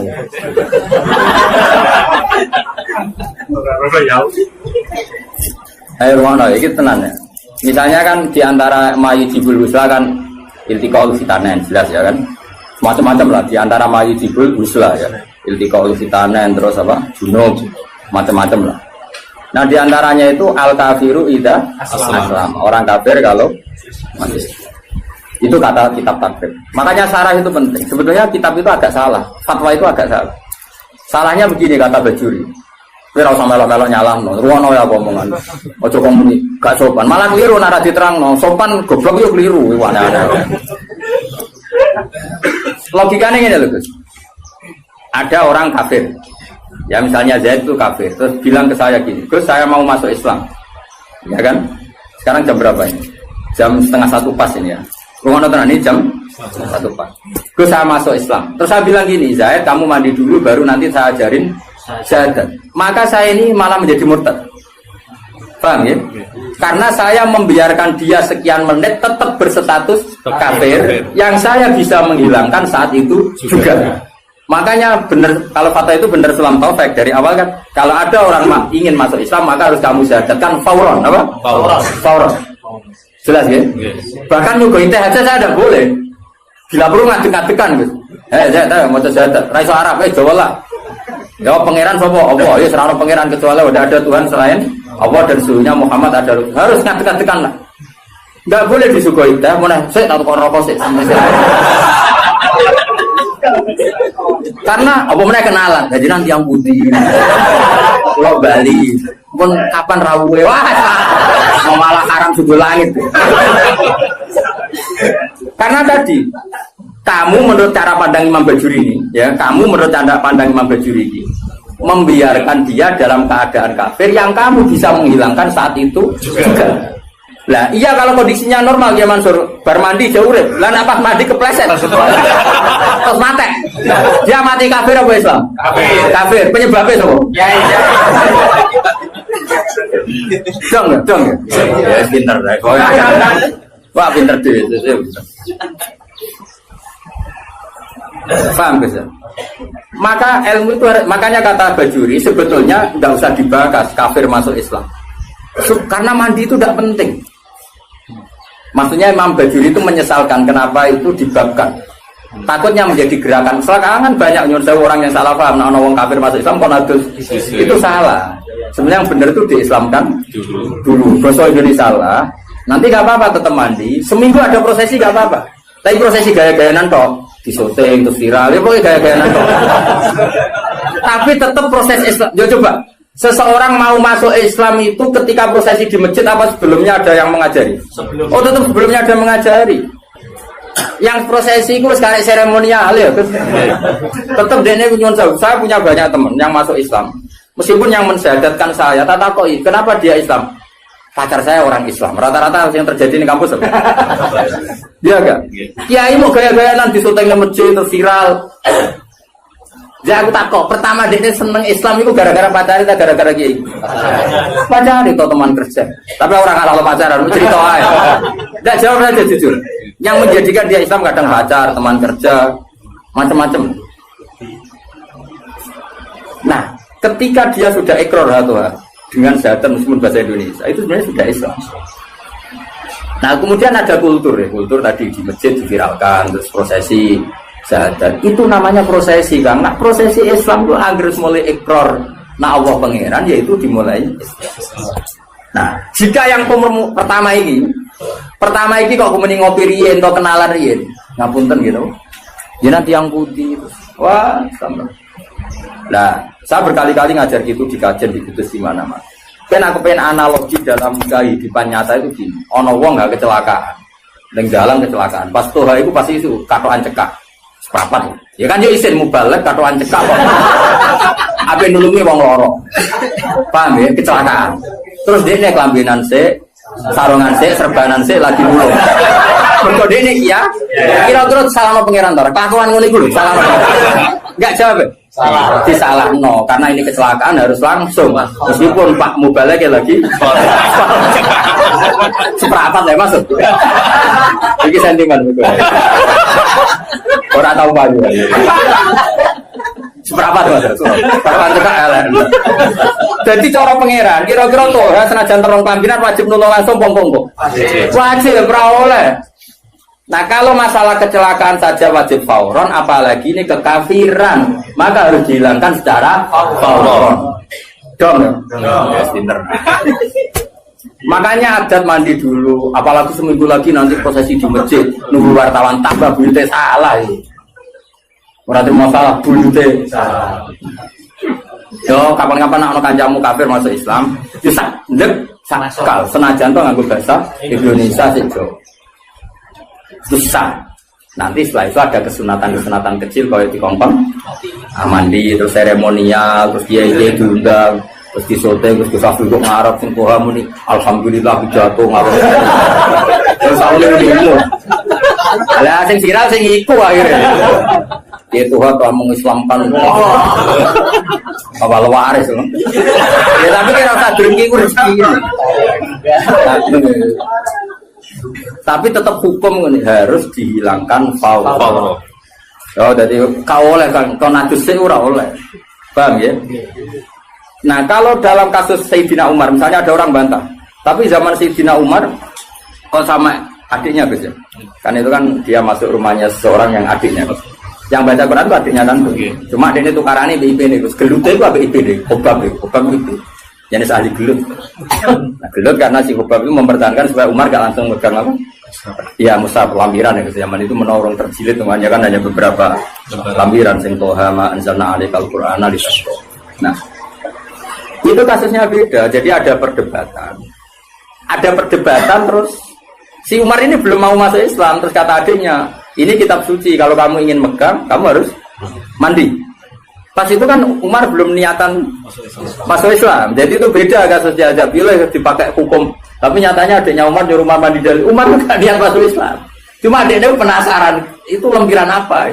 Karena adiknya ini lempiran suci yang harus dipegang orang suci. Makanya kamu mandi dulu. Akhirnya Umar ya nurut, ya atus. Orang atus moco kan. Orang moco terus tadi nangis ya mereka. Ini enggak mungkin karangan manusia toha, ma'anzalna 'alaikal qur'ana. Terus masuk Islam. Ya sudah. Jadi saya ulang lagi ya. Jadi seremonial itu seon, masuk Islam itu seon akhir. Jadi keliru kalau apalagi masuk Islam pokoknya berseksinakan tidak harus sekarang, apa? Harus sekarang. Soal nanti seremonial acara bisa mau mandi dulu kayak mau disaksikan terus macam-macam lah. Kalau Tuhan nyerbani semua alafe macam-macam terserah. Malah namanya apa? Wah dia ini lumung. Ya sebenarnya memang bangunnya. Jadi hukumnya pangeran cekel ya. Jadi ben wong kulino pinter. Karena jangan menolak. Nah, jangan menolak kelas-kelasan. Ada yang fauron, ada yang taruh. Iya. Makanya saya mohon sekali lah. Meskipun kita kagum pondok-pondok unggulan yang steril, yang semuanya hafal Quran, semuanya ahli fikih atau semuanya apa-apa. Itu hukum yang diciptakan teknik modern. Tapi orang hukumnya Allah sampai Rasul. Nah hukumnya Allah Rasul jangan menolak orang yang ingin baik. Soal kamu protektif karena takut ada anak nakal ya sudah. Kita taruh khusus ya, kita ngambil kemurahannya pangeran, kita tidak sanggup. Tapi jangan motifnya menolak. Karena kalau ini menolak, nanti kamu ngadepi pangeran. Ini ya umatnya Kanjeng. Makanya solusinya tadi, pondok-pondok yang menangani capreman harus kita dukung. Saya masih punya azam kebetulan dengan anaknya Mbak Karno. Saya di beberapa ya masih kenal Gus-Gus. Si jadab-jadab nih Pasuruan ya kenal sih. Bala-balanya Bapak dia kenal Gus. Nah, kalau kenal Kiai Wali, Kiai Mubalek, Kiai Mubalek terbatas ya. Gak keliru, parah lah. Kiai Alim ya, Kiai ya sama tulisan. Kiai Wali aku kenal ya, Kiai sing ngurusung nakal ya, Kiai Mubalek beberapa ada. Gak boleh banyak-banyak ya, kenal ini kurang oleh agak. Ya saya ulang lagi, jangan sampai kita ngalami penuh lagi. Mulai di salah satu madrasah, di kenangan saya itu bagus. Dulu di Sarang itu, masyhur karena ada kiai namanya Kiai Fakih, Kiai Mis. Kiai Fakih, Rani Bayi Imam, Kiai Pondok Mis. Itu ngene, bocah-bocah nganti iku Kiai Mansur, tiga nakalan, tiga dalil. Jadi misalnya Toha kok gak mau hafadhah di dunia. Gak muga kan? Kita kok nak gak muga ning ndi, Cung? Teng terminal kok sowan mondok era muga. Itu langsung diubah no. Mergo wedi dadi wong dalan. Nah, dadi wong dalan aku ora kedosan. Itu beliau cerita sendiri ke saya. Nah, sing muni ku lugu misalnya. Lugu. Nah, orang muga piye, Cung? Nggih baleni, Bang. Tambah ra muga. Karena tidak wajib mensyafaati apa? Kalau dalam konteks Toha kan liar tadi ya.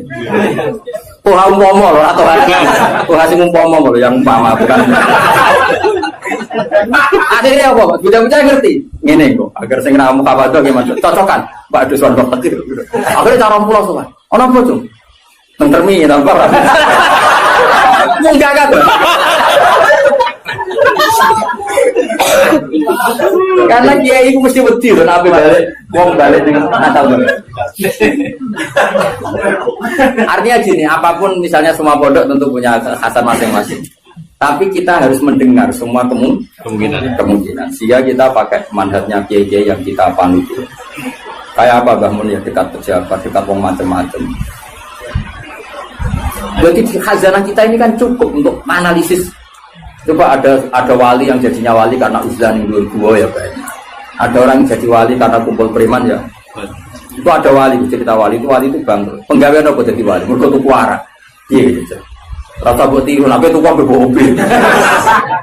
Nah saya ini nggak mungkin, kalau sekarang nggak mungkin karena mahal dan jumlahnya banyak. Dulu itu gini ceritanya, misalnya Narukan ini ada satu kampung, biasanya itu Kiai Mansur ada agen toa, ubah ya asli, kita aslinya langsung ngiling toa.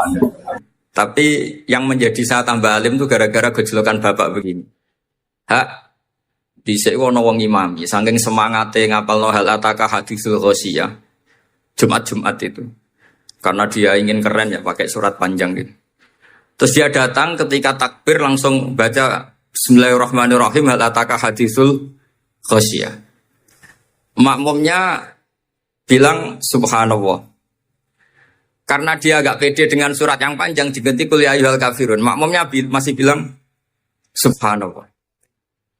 Sampai berkali-kali diganti surat kulhu, ya makmumnya tetap bilang subhanallah. Karena nggak tahu caranya mengingatkan kalau imam itu tidak baca Fatihah. Karena ada satu cara yaitu kon ngelingno ngangge napa? Subhanallah. Akhirnya wonten makmum sing nekat ora maca Fatihah. Nah, pertanyaan Bapak saya, kamu harus berani ijtihad. Merubah hanya satu pakem mengingatkan imam itu pakai subhanallah. Karena kalau kasus seperti ini nggak cukup diingatkan subhanallah. Niki adik-adik kira-kira batal mboten ngelingno imam muni ora maca Fatihah. Kalau sampean bilang batal berarti nggak ada solusinya. Kalau bilang sah itu beberapa kalimat yang dalam pakem sholat itu napa? Membatalkan. Sampean milih batal apa enggak? Enggak polling saja kayak pemilu. Sampai saya tuh cari-cari, akhirnya ketemu juga di kitab Mizan Kubro diterangkan oleh Imam Malik bahwa kalamul musolli. Musolli itu ngomong, kalau itu manfaat, tapi jangan ditiru loh ya. Dan darurat, maka itu boleh dan tidak membatalkan sholat. Misalnya imam sholat kemudian di bawahnya ada bom atau ada ular kobra. Kalau nggak ada cara ya mau tidak mau harus diingatkan pakai kalimat. Karena kalau subhanallah tok nanti gonta-ganti surat saja. Tahu-tahu mati dipatok ular apa? Kobra. Sehingga dari gejolokan-gejolokan seperti itu akhirnya saya berpikir. Sampai saya nyari kitab-kitab Al-Madzhabul Arba'ah. Karena memang nggak cukup. Terus pertanyaan kedua kata bapak saya.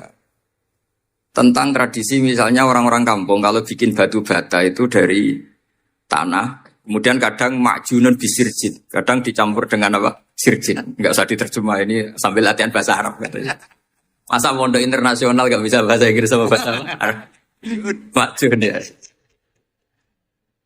Ternyata mazhab Syafi'iyahnya membolehkan atau nganggap alat tohara itu dua, al-ma' wa turab.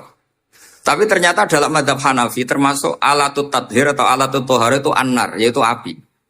Alasan Abu Hanifah, orang mukmin yang banyak dosanya itu untuk masuk surga itu disucikan dulu di neraka. Artinya an-nar itu al-mutahhirah. Nar itu gunanya mensucikan. Sehingga batu bata karena sudah mengalami proses dibakar, maka berarti suci meskipun makjunun bisirjin. Ya tapi jangan pakai tayamum, pakai apa? Nah, jadi kalau Anda mandi junub atau nggak punya wudhu, kalau nggak ada turab sama apa? Air, ada solusinya, yaitu wudhu pakai nar. Tapi itu jelas haram itu kalau itu, karena nggak mungkin, nggak ada turab itu nggak mungkin. Sehingga ini penting, gejolokan-gejolokan para ulama, para guru ini penting. Karena ternyata para nabi itu menjadi pinter, itu ya karena digojlok pangeran. Saya punya sekian contoh di kitab-kitab para wali. Ketika datang malakul mauti ke Nabi Ibrahim dan akan mengambil nyawanya itu Nabi Ibrahim tangklet, kowe sapa? Aku malaikat. Ono apa? Ditugasno pangeran mencabut nyawa Anda. Terus kata Nabi Ibrahim, apa kamu tahu saya ini siapa? Ya tahu, Anda Khalilur Rahman, kamu kekasih Allah. Terus kata Nabi Ibrahim, hal ra'aita habiban yumitu habibah. Masa ada kekasih membunuh yang dikasih? Pasti Anda salah. Ya karena malaikat nggak pernah ngaji di sini di progresif ini. Dia tidak bisa jawab. Akhirnya niki kula pamit niki kula sembuh dicekap. Nggih, cekap. Mboten kulino nih bingung niki. Akhirnya malaikatnya matur malih teng pangeran. Ya Allah, kata Nabi Ibrahim logikanya begini, wahal ra'aita habiban yumitu habiban. Mosok kekasih kok dipateni kekasih. Terus kata Allah gini, ya sudah bilang gini sama Nabi Ibrahim sama Ibrahim. Wahal ra'aita habiban yakrahu ayyalqa habibah. Mosok kekasih kok ora siap ketemu sing dikasih. Akhirnya Israel datang lagi. Balik mana? Gini logikanya dibalik sekarang begini gitu. Wahal ra'aita habiban yakrahu ayyalqa habibah. Terus Ibrahim bilang oke ya enggak masalah sudah. Artinya apa? Kita ini diajari satu logika. Logika apa saja? Ini Allah. Sehingga ya memang normalnya hidup tuh cerdas. Kata Ghazali cerdas nyikapi apa? Realitas. Ini penting saya utarakan. Saya punya sekian contoh kecerdasan para nabi. Saya berkali-kali cerita, nabi yang sezaman itu sebetulnya 3, tapi yang ilmunya level itu hanya 2. Karena ada yang sezaman yaitu Ibrahim dan Lut. Tentu tidak level karena Nabi Lut itu pernah keponakan Nabi siapa? Ibrahim. Kedua, Nabi Musa dan Nabi Harun. Tapi ini juga agak level karena Nabi Harun jadinya Nabi itu karena proposal Nabi Musa. Jadi proposal mulai dulu ya ada. Nah, Nabi Musa kita tahu adalah al-sak. Al-sak itu kalau ngendikan itu lesannya agak cedul ya. Cedul. Ini nanya jejer ke sana. Jadi kalau nggak bisa tanya ya. Bahasa Arabnya pokoknya al-fak. Cedul ya. Cedul. Karena masyhur ya kita tahu cerita itu Musa yang kecil itu sebeling. Jadi nak digendong Fir'aun itu dijabuti jenggote. Padahal masih kecil. Sesuai Fir'aun curiga dasar Bani Israel. Lama-lama dia memutuskan sepatah ini aja ini jelas darah-darah Israel. Kita tahu Fir'aun adalah orang Kipti, orang Mesir. Setelah berkali-kali gitu terus tanya gini sama Asia, ini anak ini sudah bisa mikir, memang dasar Bani Israel jadi gak suka orang Kipti. Orang bah cilik biasa gak masalah. Sehingga terus dites ada jamroh, ada bara api sama apel. Sebetulnya Musa ini sudah tahu mau ngambil apel, tapi kalau dia ngambil apel dibunuh sama Fir'aun berarti bisa membedakan. Akhirnya sama Jibril diarahkan ngambil apa? Api, jamroh tadi. Akhirnya agak ditelan terus menjadi lesannya apa? Cedul. Sampai sepuh jadi nabi tetap begitu. Makanya beliau ngendikan Rabbis shrahli sadri wa yassirli amri wahlul 'uqdatam min lisani yafqahu qawli. Terus proposalnya itu tadi waj'alli waziram min ahli Haruna akhi. Sebagian ayat lebih jelas lagi yaitu wa akhi Harun huwa afsahu minni lisanan fa arsilhu ma'iyya rid ayyusaddiqun. Jadi dan saudara saya Harun lebih fasih berbicara daripada saya. Jadi kualitas ilmiahnya bagus Musa tapi jubirnya itu ya kira-kira kayak Mbah Lim dulu. Iya Mbah Lim. Ya gitu. Jadi ini saya jubirnya Gus Ali, saya Harun, ini Musa. Maksudnya kaya karena sudah ada nabi. Singkat cerita karena Musa itu agak alsak, sehingga Harun ini ya nggak levelnya.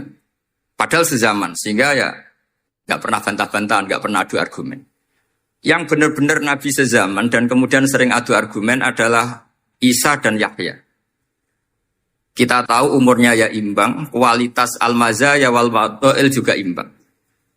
Nabi Isa kita tahu wa yukallimun nasa fil mahdi wa kahla. Mulai kecil bisa ngendikan, ya sudah pinter. Nabi Yahya kita tahu, ya Yahya khudil kitaba bikuwah wa atainaul hukma sabiyya. Jadi sama-sama pinter. Ana namil ladunna wa zakah wa kana taqiyya. Itu dua beliau ini menjadi satu manhaj besar dalam Islam. Itu kalau main ke salah satu kampung, itu Nabi Isa tanyanya aneh. Aina syirarun nas? Orang-orang yang jelek-jelek itu di mana? Orang-orang fasik itu rumahnya mana? Kalau Nabi Yahya tanya, Aina khiyarun nas. Orang-orang baik itu di mana? Akhirnya dua beliau ini saling berargumentasi. Kenapa kamu tanya aina syirarun nas? Gitu. Terus Nabi Isa katanya, lah kenapa kamu tanya aina khiyarun nas? Terus kata Nabi Yahya, enak kancanan wong soleh, gak ruwet. Kancanan wong soleh itu kan enak, gak dibodoni, gak ruwet. Pemenang kancanan wong mati, sering so bodoni. Masyhur itu cerita Gus Dur. Gus kenapa sering ziarah? Kancanan wong urip sumpah. Wong mati kata bejo. Wong mati kata bejo. Ini teman ziarahnya bapak. Oh mati rada bejo ya. Ya. Itu ya ini santai-santai saja, relax saja. Karena saya sudah tahu mau ngomong apa. Nanti kalau ingin serius ya ngaji sama saya harus khatam biar enggak jadi korban kama sayati sama kama takodam. Akhirnya Nabi Yahya gantian tanya, kenapa kamu tanya aina syirarun nas? Itu masyhur beliau. Ini dalam kitab Tobaqatul Asfiya karangan Abu Nu'aim Al-Asfihani. Riwayat Sufyan bin Uyainah, gurunya Imam Syafi'i. Jawabnya Nabi Isa unik. Ana an-nabiyyu, saya ini nabi. Diman zilatit topik. Nabi itu ibarat dokter. Udawil mardo. Di mana-mana dokter itu cari orang sakit. Makanya di NU itu banyak kiai-kiai yang nangani orang-orang fasik. Dakwah nih gue wong nakal-nakal. Itu ya ada khazanahnya. Asal gak keterusan katut gitu saja. Jadi kalau kamu niru Gusme itu sebenarnya konsepnya satu. Asal ada bukti jadi wali dan tidak katut. Kalau ndak ya sudah usah. Gak usah wae kata Gus Ali sudah. Kalau gak kelasnya jangan. Sehingga dua beliau itu jadi khazanah besar. Misalnya Anda jadi kiai di daerah-daerah yang Islamnya sudah maju. Mungkin Anda ini hanya mendapat fasilitas dari Islam. Makanya saya sendiri secara pribadi, misalnya kecelok pinter, tah ranking, tah juara musabaqah tilawatil Quran, kadang dari sekian prestasiku untuk umroh mendapat. Karena kita punya prestasi di daerah yang prestis. Sementara teman-teman kita, makanya ini kalau ada santri progresif yang nggak pinter, tak kasih ijazah, tak kasih support. Barokahnya tidak pinter, akhirnya hidup di daerah tertinggal. Barokahnya hidup di daerah tertinggal, Anda muassisul ma'had, Anda muassisul masjid. Sing prestasi hanya mendapat dari negara, yang tertinggal malah memberi kontribusi. Akhirnya apa? Lama-lama ini yang prestasi, coro Jawa ngatok tomak. Saya dapat apa? Sementara yang di desa tertinggal, saya bisa memberi apa? Sehingga Allah bikin wong bodoh itu ada rencana besar itu kira. Jadi mau orang bodoh itu gak ada orang-orang santri yang hidup di daerah-daerah apa? Tertinggal. Men golek prestasi, golek umroh, sambil sing imami masjid haram bareng. Terus kapan dakwahnya? Karena yang diburu itu mendapat, bukan memberi. Ini bahaya sekali bagi Islam. Sehingga tradisi guru-guru kita, nah santri pinter yo dilem, santri bodoh yo dilem. Santri bulat ya dilem, santri setengah bulat ya dilem sekabeh kaulane pangeran. Kok ana hikmahe dhewe-dhewe kata cerita. Tapi ini bukan justifikasi atau melegitimasi kenakalan anak-anak Anda. Ini semua cerita ilmiah. Kemudian ada perdebatan lagi. Dan ini nanti terusannya adalah al-ulama warasatul anbiya. Sayyid Abdul Al-Haddad itu masyhur. Kalau ada orang sowan ditanya, "Kiaimu nak mulang tau nangis?" Mboten nate. Lereni ngaji gue wong ngono iku. Atine atos gitu. Tapi Abdul Hasan Asyadzili kalau ada orang tamu tanya, "Kiaimu nak mulang tau guyu?" Mboten nate, lereni wong ra iso syukur. Jadi ini dua kutub besar. Siapa yang enggak tahu kewalian Abdul Hasan Asyadzili? Siapa yang enggak tahu kewalian Sayyid Abdul Al-Haddad? Nah ini kalau Gus Ali sudah dua-duanya guyu ya sering, nangis ya sering sudah. Ini sudah makomen, ini sudah. Majma'ul Bahrain kalau dalam ilmu tasawuf. Dan itu mirip perdebatan Nabi Yahya dan Nabi Isa. Nabi Yahya itu happy, hidupnya happy. Kayak bapak saya itu hidupnya happy. Zaman miskin saja gak pernah susah. Gak pernah susah. Bapak saya itu khasnya gak pernah susah. Mau meninggal saja masih guyon sama saya. Mau kapundhut itu sih guyon kan. Ya seneng, ya happy saja. Jadi mirip cerita Jalaluddin Ar-Rumi. Beliau mau kabundut, muridnya nangis semua, marah-marah dia. Kamu murid-murid yang bodoh. Saya ini mau ketemu kasih kamu tangisi. Ayo joget semua. Makanya kalau ada orang mati kok ceria itu karena madzhab Jalaluddin apa? Ar-Rumi.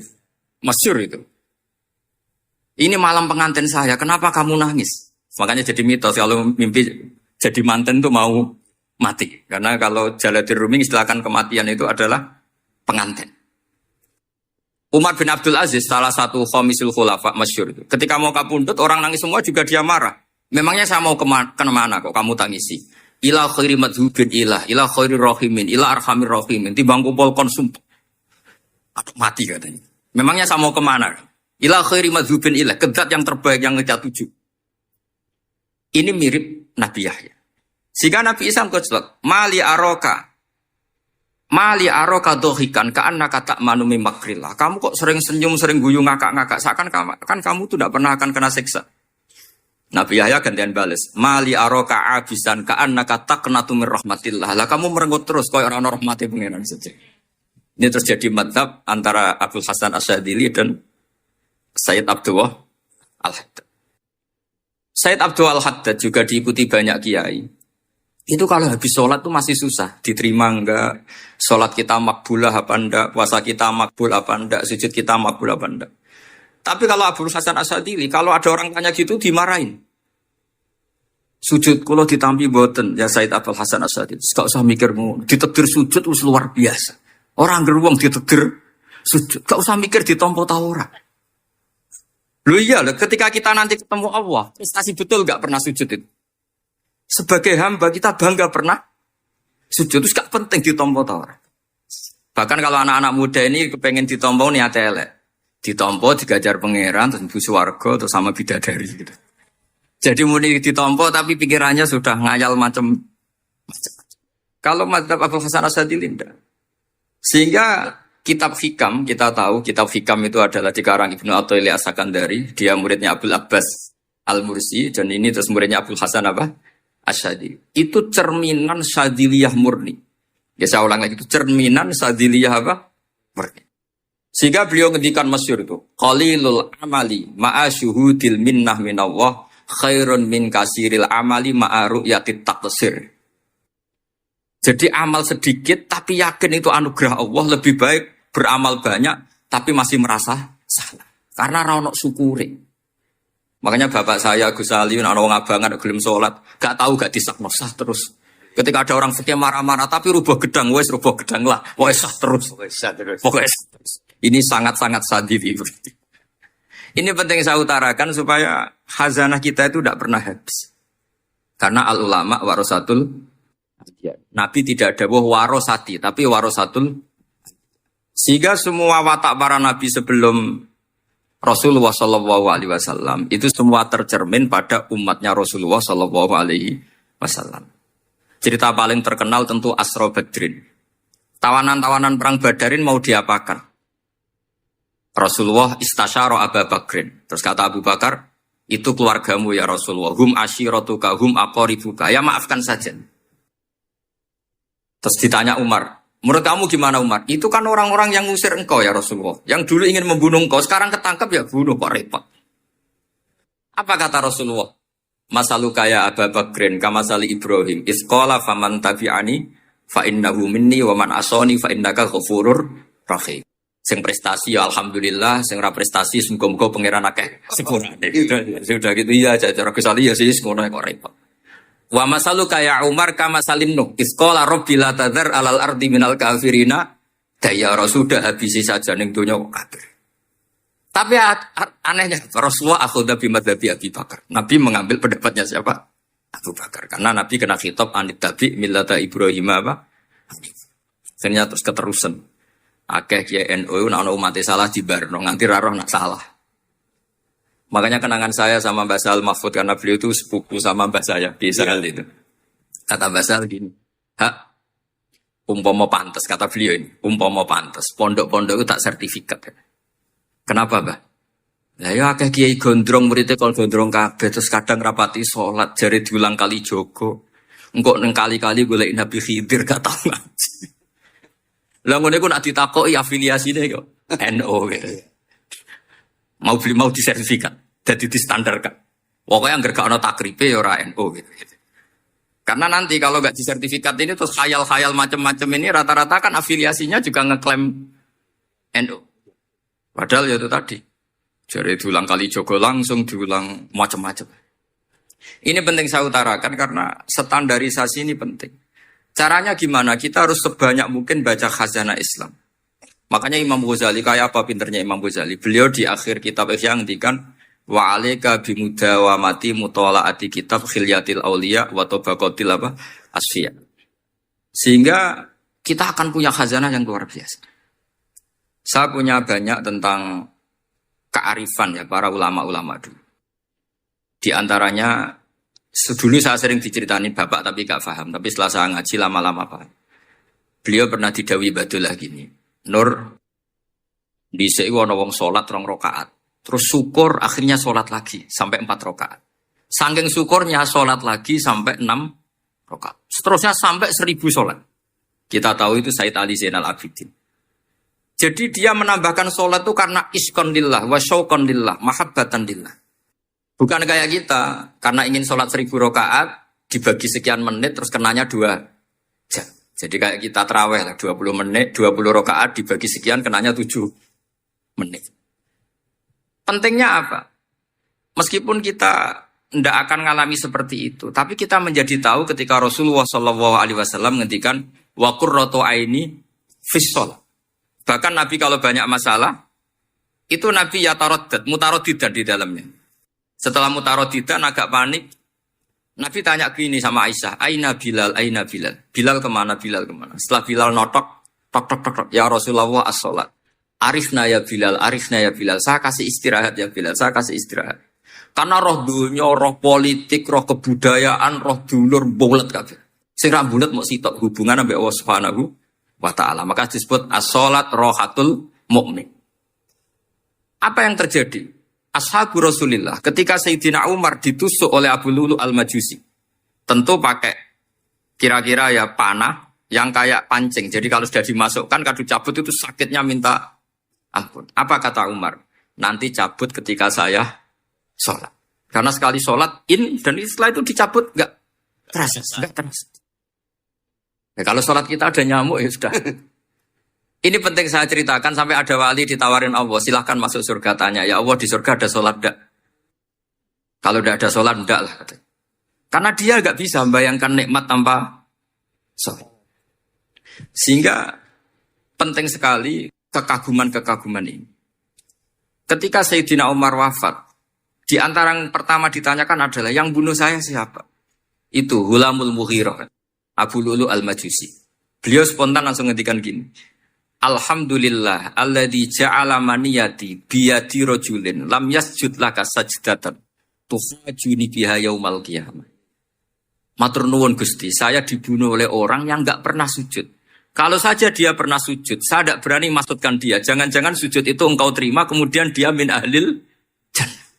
Kayak apa pentingnya kenangan sujud? Rasulullah juga pernah ngendikan nanti kalau dunia sudah ruwet, as-sajdatul wahidatu khairun minad dunya wa ma fiha. Satu sujud lebih baik ketimbang dunia seisinya. Karena itu kelayakan kita sebagai hamba. Makanya Abu Hasan Asadili ngendikan, sudahlah kafal amilina jazaan an radiyaka laka ahlan, sudah ditakdir ngamal sudah harus syukur. Kok mikir ditompo ta ora usah, gak penting. Itu madzhab Abu Hasan apa? Asadili. Dan itu ditiru para kiai-kiai kita. Madzhab Said Abdul Haddad juga ditiru kiai-kiai kita. Sehingga sedekah Rasulullah ketika ngendikan al ulama warasatul anbiya. Ini penting saya utarakan karena khazanah kita biar tetap kaya.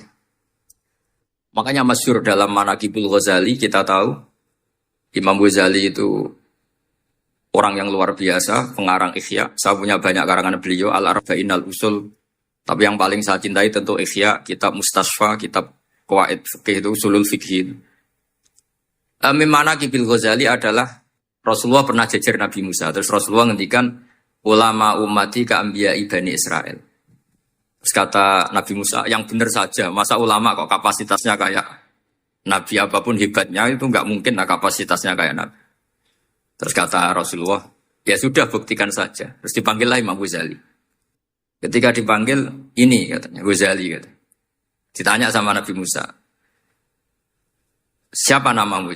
Ana Muhammad bin Muhammad Al-Ghazali At-Tusi Asy-Syafi'i. Mau jawabnya panjang. Terus kata Nabi Musa, kecangkeman gitu, cara orang Jawa itu kecangkeman, ditakoki jeneng kok jawabnya kakean. Terus kata anak Imam Ghazali, ya lumayan saya. Jenengan ditanya Allah sing ya'lamu sirra wa akhfa saja jawabnya kelebihan gitu. Apa itu kata Nabi Musa? Wa ma tilka biyaminika ya Musa. Qala ya asaya atawakkau 'alaiha wa ahusyu biha 'ala ghanami wa liya fiha ma'aribu. Jadi Nabi Musa ditanya, "Sing mbok gawa iku apa ta?" Ini tongkat saya, tak pakai ini, tak pakai ini, tak pakai ini. Jadi masih banyak kelebihan jenengan di bawah saya. Akhirnya fa'aqarra Nabi Musa ini ikrar bahwa benar-benar ulama Rasulillah itu keambiyai bani apa? Israel. Jadi khazanah-khazanah kecerdasan gini ini penting. Sehingga ketika ada kemacetan fikih, ada kejumudan fikih, tugas kita adalah memecahkan kejumudan itu. Misalnya begini, ini yang sering dilakukan Bapak saya dan Gus Ali. Kancanan wong fasik hukumnya piye? Ya ora oleh, wong kok kancanan wong fasik. Tapi kalau dibalik, bina wong fasik boleh ndak?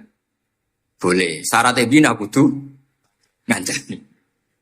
Jadi dibelokkan gitu aja sudah rubah. Nah, hadza huwal fiqh. Yang dikatakan fikih ya seperti. Tapi orang-orang yang enggak ngerti detailnya fikih, apalagi usul fikih. Fikih itu menjadi rumit. Makanya ahli sunnah itu luar biasa. Ada orang mati karena narkoba atau karena apa itu? Oplosan. Itu kiai cokre. Itu kiai alim biasa datang. Itu ya biasa mempersaksikan, nggih mayite sae nggih. Nggih. Padahal orang itu enggak percaya ini orang mati cokre kok apa? Sae. Padahal dia di kiainya bilang gini, wis sae saiki sereso nakal. Wis sae sudah mengakhiri semua kenakalannya lewat apa? Lewat kematian tadi. Karena itu doa Rasulullah. Rasulullah itu kalau ngedikan itu luar biasa. Allahumma ij'alil hayata ziyadatan li fi kulli khairin wal mauta rohatan li min kulli syarrin. Ya Allah jadikan hidup ini ziyadatan li fi kulli khairin. Jadi anggap saja kalau hidup itu berarti potensi tambah baik. Anggap saja kalau mati itu akhir dari segala keburukan. Berarti orang cukri ini mati itu baik apa buruk? Baik, karena dia sudah tidak bisa buruk lagi. Makanya saya nah ini khazanah yang luar biasa. Karena tadi kematian adalah arroh mingkuli apa? Syarri. Nah ini sesi kedua, mungkin ini tinggal seperempat jam atau setengah jam. Saya ini karena biasa ngomong lama. Saya mau menerangkan kalimat tauhid. Ini penting sekali. Kalimat tauhid itu kata Ibnul Qayyim Al-Jauziyah dalam kitab Zadul Ma'ad. Ini kitab kesayangan Sayyid Abdul Al-Haddad. Sampai beliau ngendikan, ya letani minha iddatan nusakhin li uhdiyaha ilatullah. Semoga saya punya naskah banyak yang mau saya hadiahkan ke santri-santri. Saking pentingnya kitab apa Zadul Qayyim. Itu beliau mengartikan la ilaha illallah itu luar biasa. Kalimat ini adalah kalimat super. Allah bikin surga juga demi kalimat ini. Siapa yang menerima kalimat ini maka masuk surga. Yang menolak kalimat ini maka dimasukkan neraka. Kita tahu neraka itu kalau ada batu dicemplung, itu sampai ke bawah itu nunggu 70. Kayak apa kedalamannya? Bego siapa saja tidak akan bisa itu bikin apa? Neraka. Karena kalau batu dijatuhkan nunggu 70 tahun itu sampai kok riha. Itu dibikin juga untuk orang yang menolak la ilaha illallah. Kemudian karena manusia butuh latihan, dibikinlah langit dan bumi supaya didiami manusia untuk menerima konsep la ilaha illallah.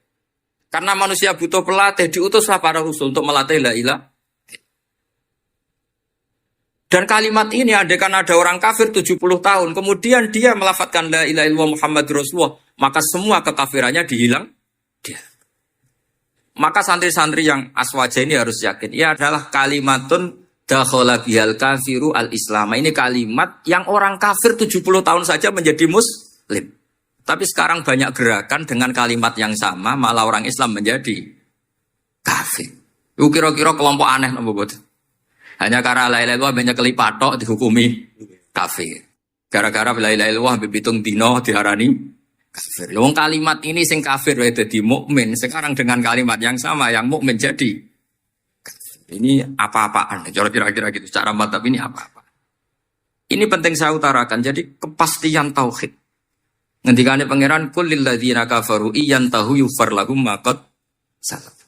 Makanya Abu Hasan Asy'adzili ketika nafsirkan fa'lam annahu la ilaha illallah wastaghfir li dzambika walil mu'minina wal itu ai bihadhil kalimah kata beliau.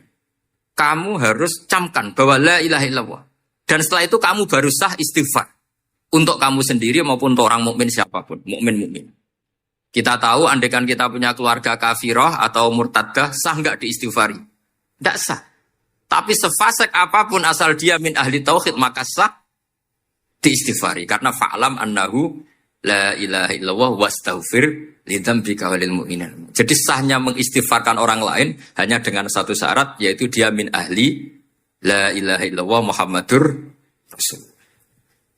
Sehingga dalam cerita-cerita kewalian, dan ini saya percaya cerita ini karena saya pernah menemukan di Musnad Ahmad, saya menemukan di Ithaf syaratnya Ihya, juga di kitabnya Said Muhammad Abu Abdul Farad itu. Dulu itu ada wali yang tukang bikin Istanbul itu. Pernah dengar tuh Istanbul itu, yang Quran kecil itu. Kalau sekarang kan dibikin masif, mau 5.000-an. Yeah. Kalau dulu masih asli. Itu Kiai Sarbini itu kayak Mbah Khalil Bangkalan. Jadi karena dia orang penting itu, nak diundang orang itu, ya engkau nak ditakoki pangeran muni rombongan. Jadi kayak Mbah Khalil juga Mesir gitu. Terus ditinggal lagi. Kalau takoki pangeran muni ngenteni Mbah Khalil, ngenteni rombongan. Ya sudah gitu dong. Tapi karena beliau terkenal wali ya. Singkat cerita kalau Sohibul Bait ini enggak terima karena pas 7 hari sampai di sebelah sapi apa-apa ternyata dia tahlilnya sebentar. Terus kata beliau, ya sudah semua makanan itu ditimbang pakai pohon kelapa. Yang satu kosongin katanya. Kifatul mizan yang satu atau kafatain mizan yang satu dikosongin. Beliau datang yang bikin Istanbul tadi. Bilang bis itu sudah jumpat kan. Sudah tinggi bismillahnya. Kata beliau, bismillah ku ra genep ae wis ngalahno pakananmu, apalagi genep kata. Ini penting saya utarakan nanti di cerita yang di kitab Musnad Ahmad. Ini perlu dicamkan. Saya hafalkan hadis itu. Inna wa ta'ala istakhlasa rajulan min ummati ala ru'usil khalaik. Setelah dipertontonkan, fayan syuru alaihi tis'an wa tis'ina sijillan. Kullu sijillin minha maddul basar. Jadi ketika dipertontonkan itu ada satu box. Yang satu boxnya itu sudah sepanjang mata melihat. Sudah satu boxnya saja itu mislu maddul basar, sepanjang mata melihat. Apalagi di 99. Terus Allah itu fair. Allah tanya, afalaka udzurun, apa kamu melakukan kesalahan banyak ini punya alasan? Tidak katanya. Adzolamat kata badi al-hafidun. Apa memang malaikat itu sentimen sehingga salah kamu tok yang ditulis, kalau kamu nggak salah nggak ditulis? Ndak ya Allah. Terus kata Allah, bala innalaka inti hasanah. Kamu masih punya satu kebaikan. Ketika Allah bilang kamu punya satu kebaikan, apa kata lelaki tadi? Nah, gunanya apa ya Allah satu kebaikan dibanding kesalahan yang sebanyak itu? Akhirnya kesalahan yang sebanyak itu ditimbang. Si timbang satunya itu hanya la ilaha illallah Muhammadur Rasulullah. Fato syat as-sijillat. Semua catatan salah tadi kalah. Kenapa? Fala yaskulu ma'asmillahi ta'ala syai'un. Karena di dunia maupun akhirat tidak ada yang bisa mengalahkan kalimah thayyib. Tapi sekarang kalimah thayyibah itu jadi tersangka. Nah ini makanya saya mohon santri-santri hujjiyatu ahli sunnah wal jamaah ini harus mustaqirrah, harus sabita, harus benar-benar berargumentatif. Sehingga kita tahu setahu-tahunya bahwa kalimat ini adalah kalimat yang orang kafir saja menjadi muslim. Masa dengan kalimat yang sama orang mukmin menjadi kafir. Ini penting saya utarakan karena kita harus terus belajar. Caranya gimana? Ya diantaranya tadi belajar kitab Ihya, beberapa kitab. Sehingga khilaf-khilaf fikhiyah, meskipun kita tidak bidangnya misalnya, itu tetap punya kualitas yang luar biasa. Saya sampai sekarang menerima sorogan kitab Mahalli. Itu di situ ada perdebatan unik. Boleh enggak misalnya jenazah itu diletakkan di belakangnya yang sholat? Kata kaul awal enggak boleh. Di mana-mana jenazah itu ya di depannya orang apa? Sholat. Tapi kata kaul sani, ya boleh saja jenazah itu tidak imam katanya. Iya. Sehingga pentingnya kaul sani adalah kalau Anda di Arab Saudi, itu jenazah-jenazah tetap di kamar mayat. Kemudian yang sholat ya di depan jenazah. Karena kalau dipaksakan di depan berarti jenazahnya di dekat apa? Ka'bah. Kayak apa kreditnya Mekah. Nah meskipun kita tidak melakukan itu, karena nanti dianggap aliran apa? Sesat. Ada jenazah kok di belakang kita sholat apa? di depan. Tapi ini ilmu harus kita dengar. Ya. Begitu juga khilafnya kaul qadim dan kaul jadid. Menurut kaul jadid, yang namanya sujud itu harus 7 anggota. Karena kata Rasulullah SAW, umirtu an asjuda ala sab'ati azumin al-jabhah wal yaden wal rubbaten wal kodamen. Berarti al-jabhah 1, yaden 2, kodamen rubbaten 2, kodamen 2. Sehingga kalau kiai-kiai fanatik fikih, anak-anak sujud ngongkrong petel-petel. Mergo supaya 7 apa? Anggota. Tapi kata Imam Syafi'i dalam kaul qadim, kata beliau, wayah tamilu, mungkin saja sujud itu cukup pakai jabhah. Karena dalam doa Nabi itu hanya sajadalaka wajhi, wasam'i wa basori. Tidak ada Nabi dongo sajadalaka wajhi, wayadi, warubati, wakudami. Jadi kecerdasan ulama-ulama dulu itu luar biasa. Sehingga kalau kita baca pembanding-pembanding itu, lama-lama kita menjadi cerdas. Ini yang terakhir saya cerita tentang Imam Ghazali. Dulu banyak orang yang bermadzhab pentingnya uzlah. Sehingga banyak ulama yang uzlah. Alasannya kumpul wong serepot tok. Paling gak ngerasani wong lah. Minimal dosanya ngerasani wong. Singkat cerita banyak ulama yang uzlah. Kemudian umat ini dipimpin aliran-aliran sesat. Terus ulama yang uzlah-uzlah itu diparani sama ulama yang sudah jadi wali. Ya akalatal hasis karena dia di hutan sehingga makannya hanya rumputan. Tarattum ummata Muhammadin sallallahu alaihi wasallam fi aidil mubtadi'ah. Betul uzlah itu baik, tapi membiarkan umatnya Nabi dipimpin orang-orang yang sesat. Makanya kita terima kasih sekali Gus Ali ada di antara kita, membimbing kita, membina kita. Jangan terus dunia wis rusak tinggal nawa tidak bisa. Ini ummatur Rasulillah. Ummatun marfumah, ummatun mahfudah, ummatun mar'iyah. Insyaallah apapun kondisinya kita tunggoni, baik dalam skala negara, masyarakat maupun kultural. Saya kira demikian. Wassalamualaikum warahmatullahi wabarakatuh.